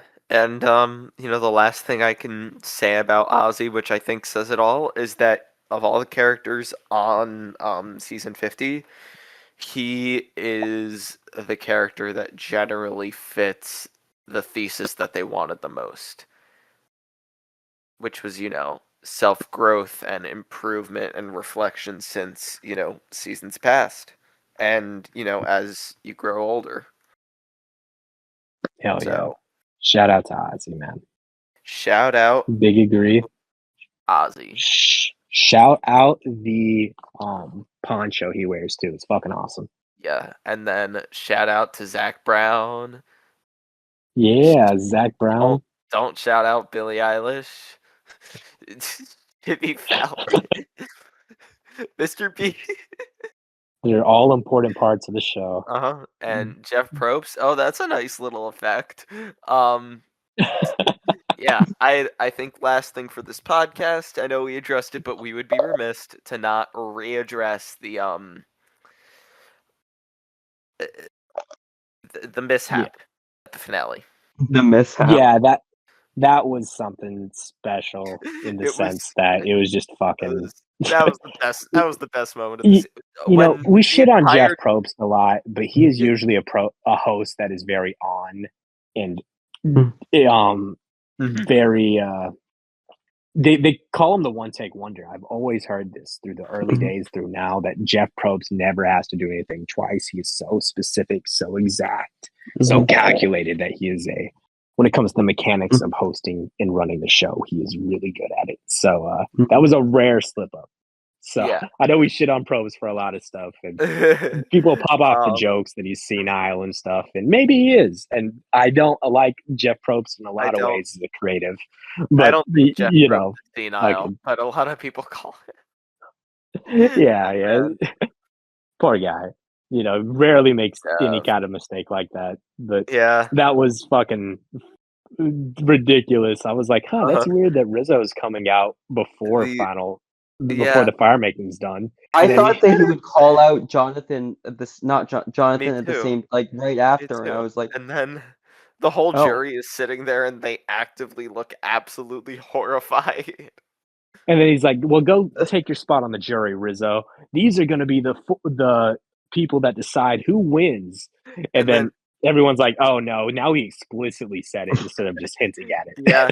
And Christian specifically is just like losing his shit, and he's like, oh my fucking god. And then Probst, when they come back and they were like, the last twist for In the Hands of the Fans that we didn't reveal is that we were going to give you glimpses into the future. That was hilarious. That was the best. That was a good save. He had to save it. Yep. Yeah, that was as good of a save as you could do. Yep. Yeah. Final thoughts. Yeah. And let me talk to this picture right here, because this is really how In the Hands of the Fans started, and I think it's just kind of just such a bad omen for the show. They wanted us to feel like a part of the process, and then they give us questions like this with these leading questions and really misguided answers to them and explanations on the answers, and it's just all leading. It's very vague, very not transparent, and so this season already had a really rotten taste in my mouth and plenty of fans' mouths before it even began, and that's a shame, because it probably makes us like the season less or judge it harsher and such. But this is just kind of the direction the show is going. I don't think they really care to hear our input. Maybe we'll see what happens in the open era. Yep. But the open era, holy shit, dude. The open era where any twist can happen at any time. Hell yeah. I'm just like, how is that any different than the new era? Yeah, I felt the same from Perma Fiji to New Era. I was like, what's different? The branding? Yeah. It's 26 days. Like, that's kind of the biggest change. Yeah, it's 26 days. Yep. You all do the same 3-tribe format. That's all the New Era was. I'm excited to see True Tribes again. I hope that lasts a long time. 51 is switching some things up, and hopefully for the better. I like you want to go to the next slide? Yeah.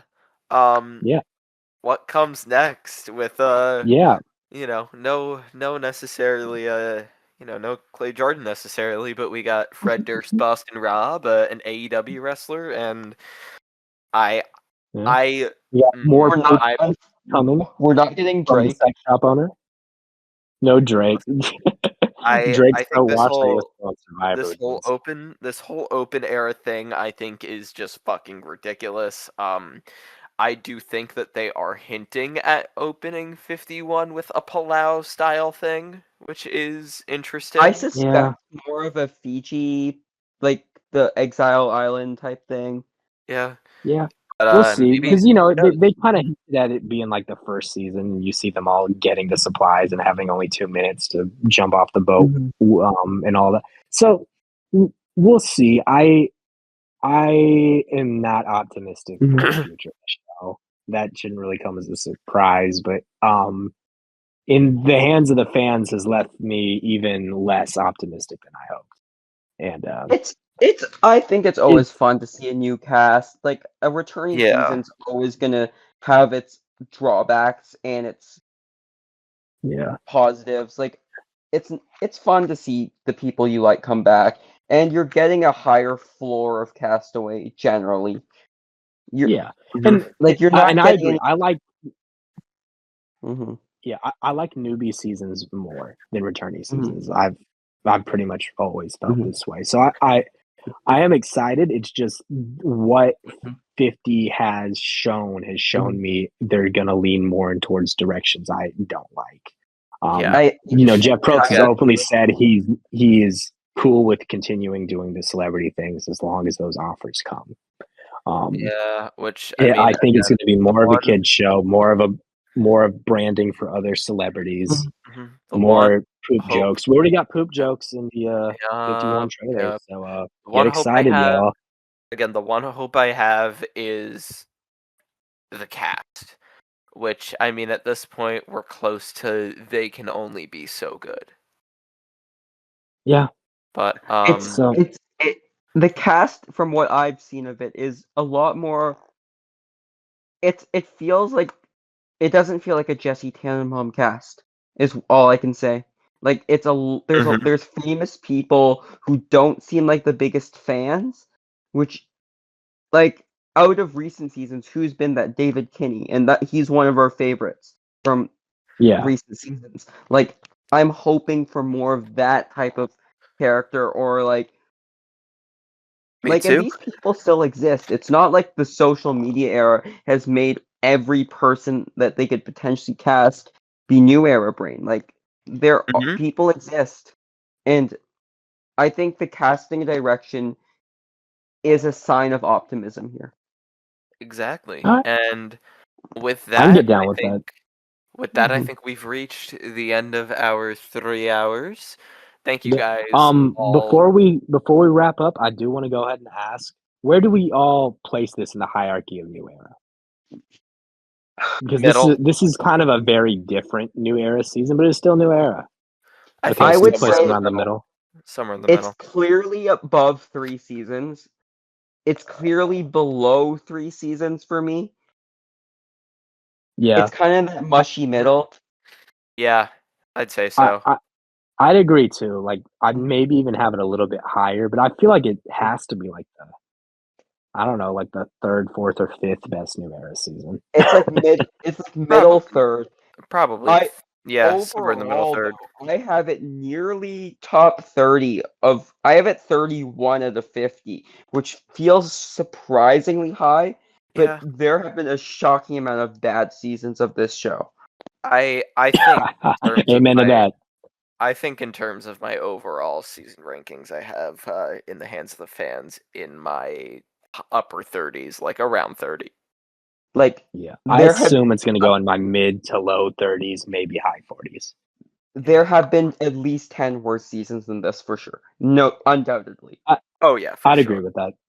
I would agree with that. I know I've been kind of a negative voice on this podcast, but I would agree. So there has been plenty of worse Survivor. Yeah. Mhm. But yes, we have reached the end of our podcast. I want to thank you guys who have gotten this far. Again, thank you so much for listening, for staying tuned to the podcast. If you want to participate in one of our podcasts, you can.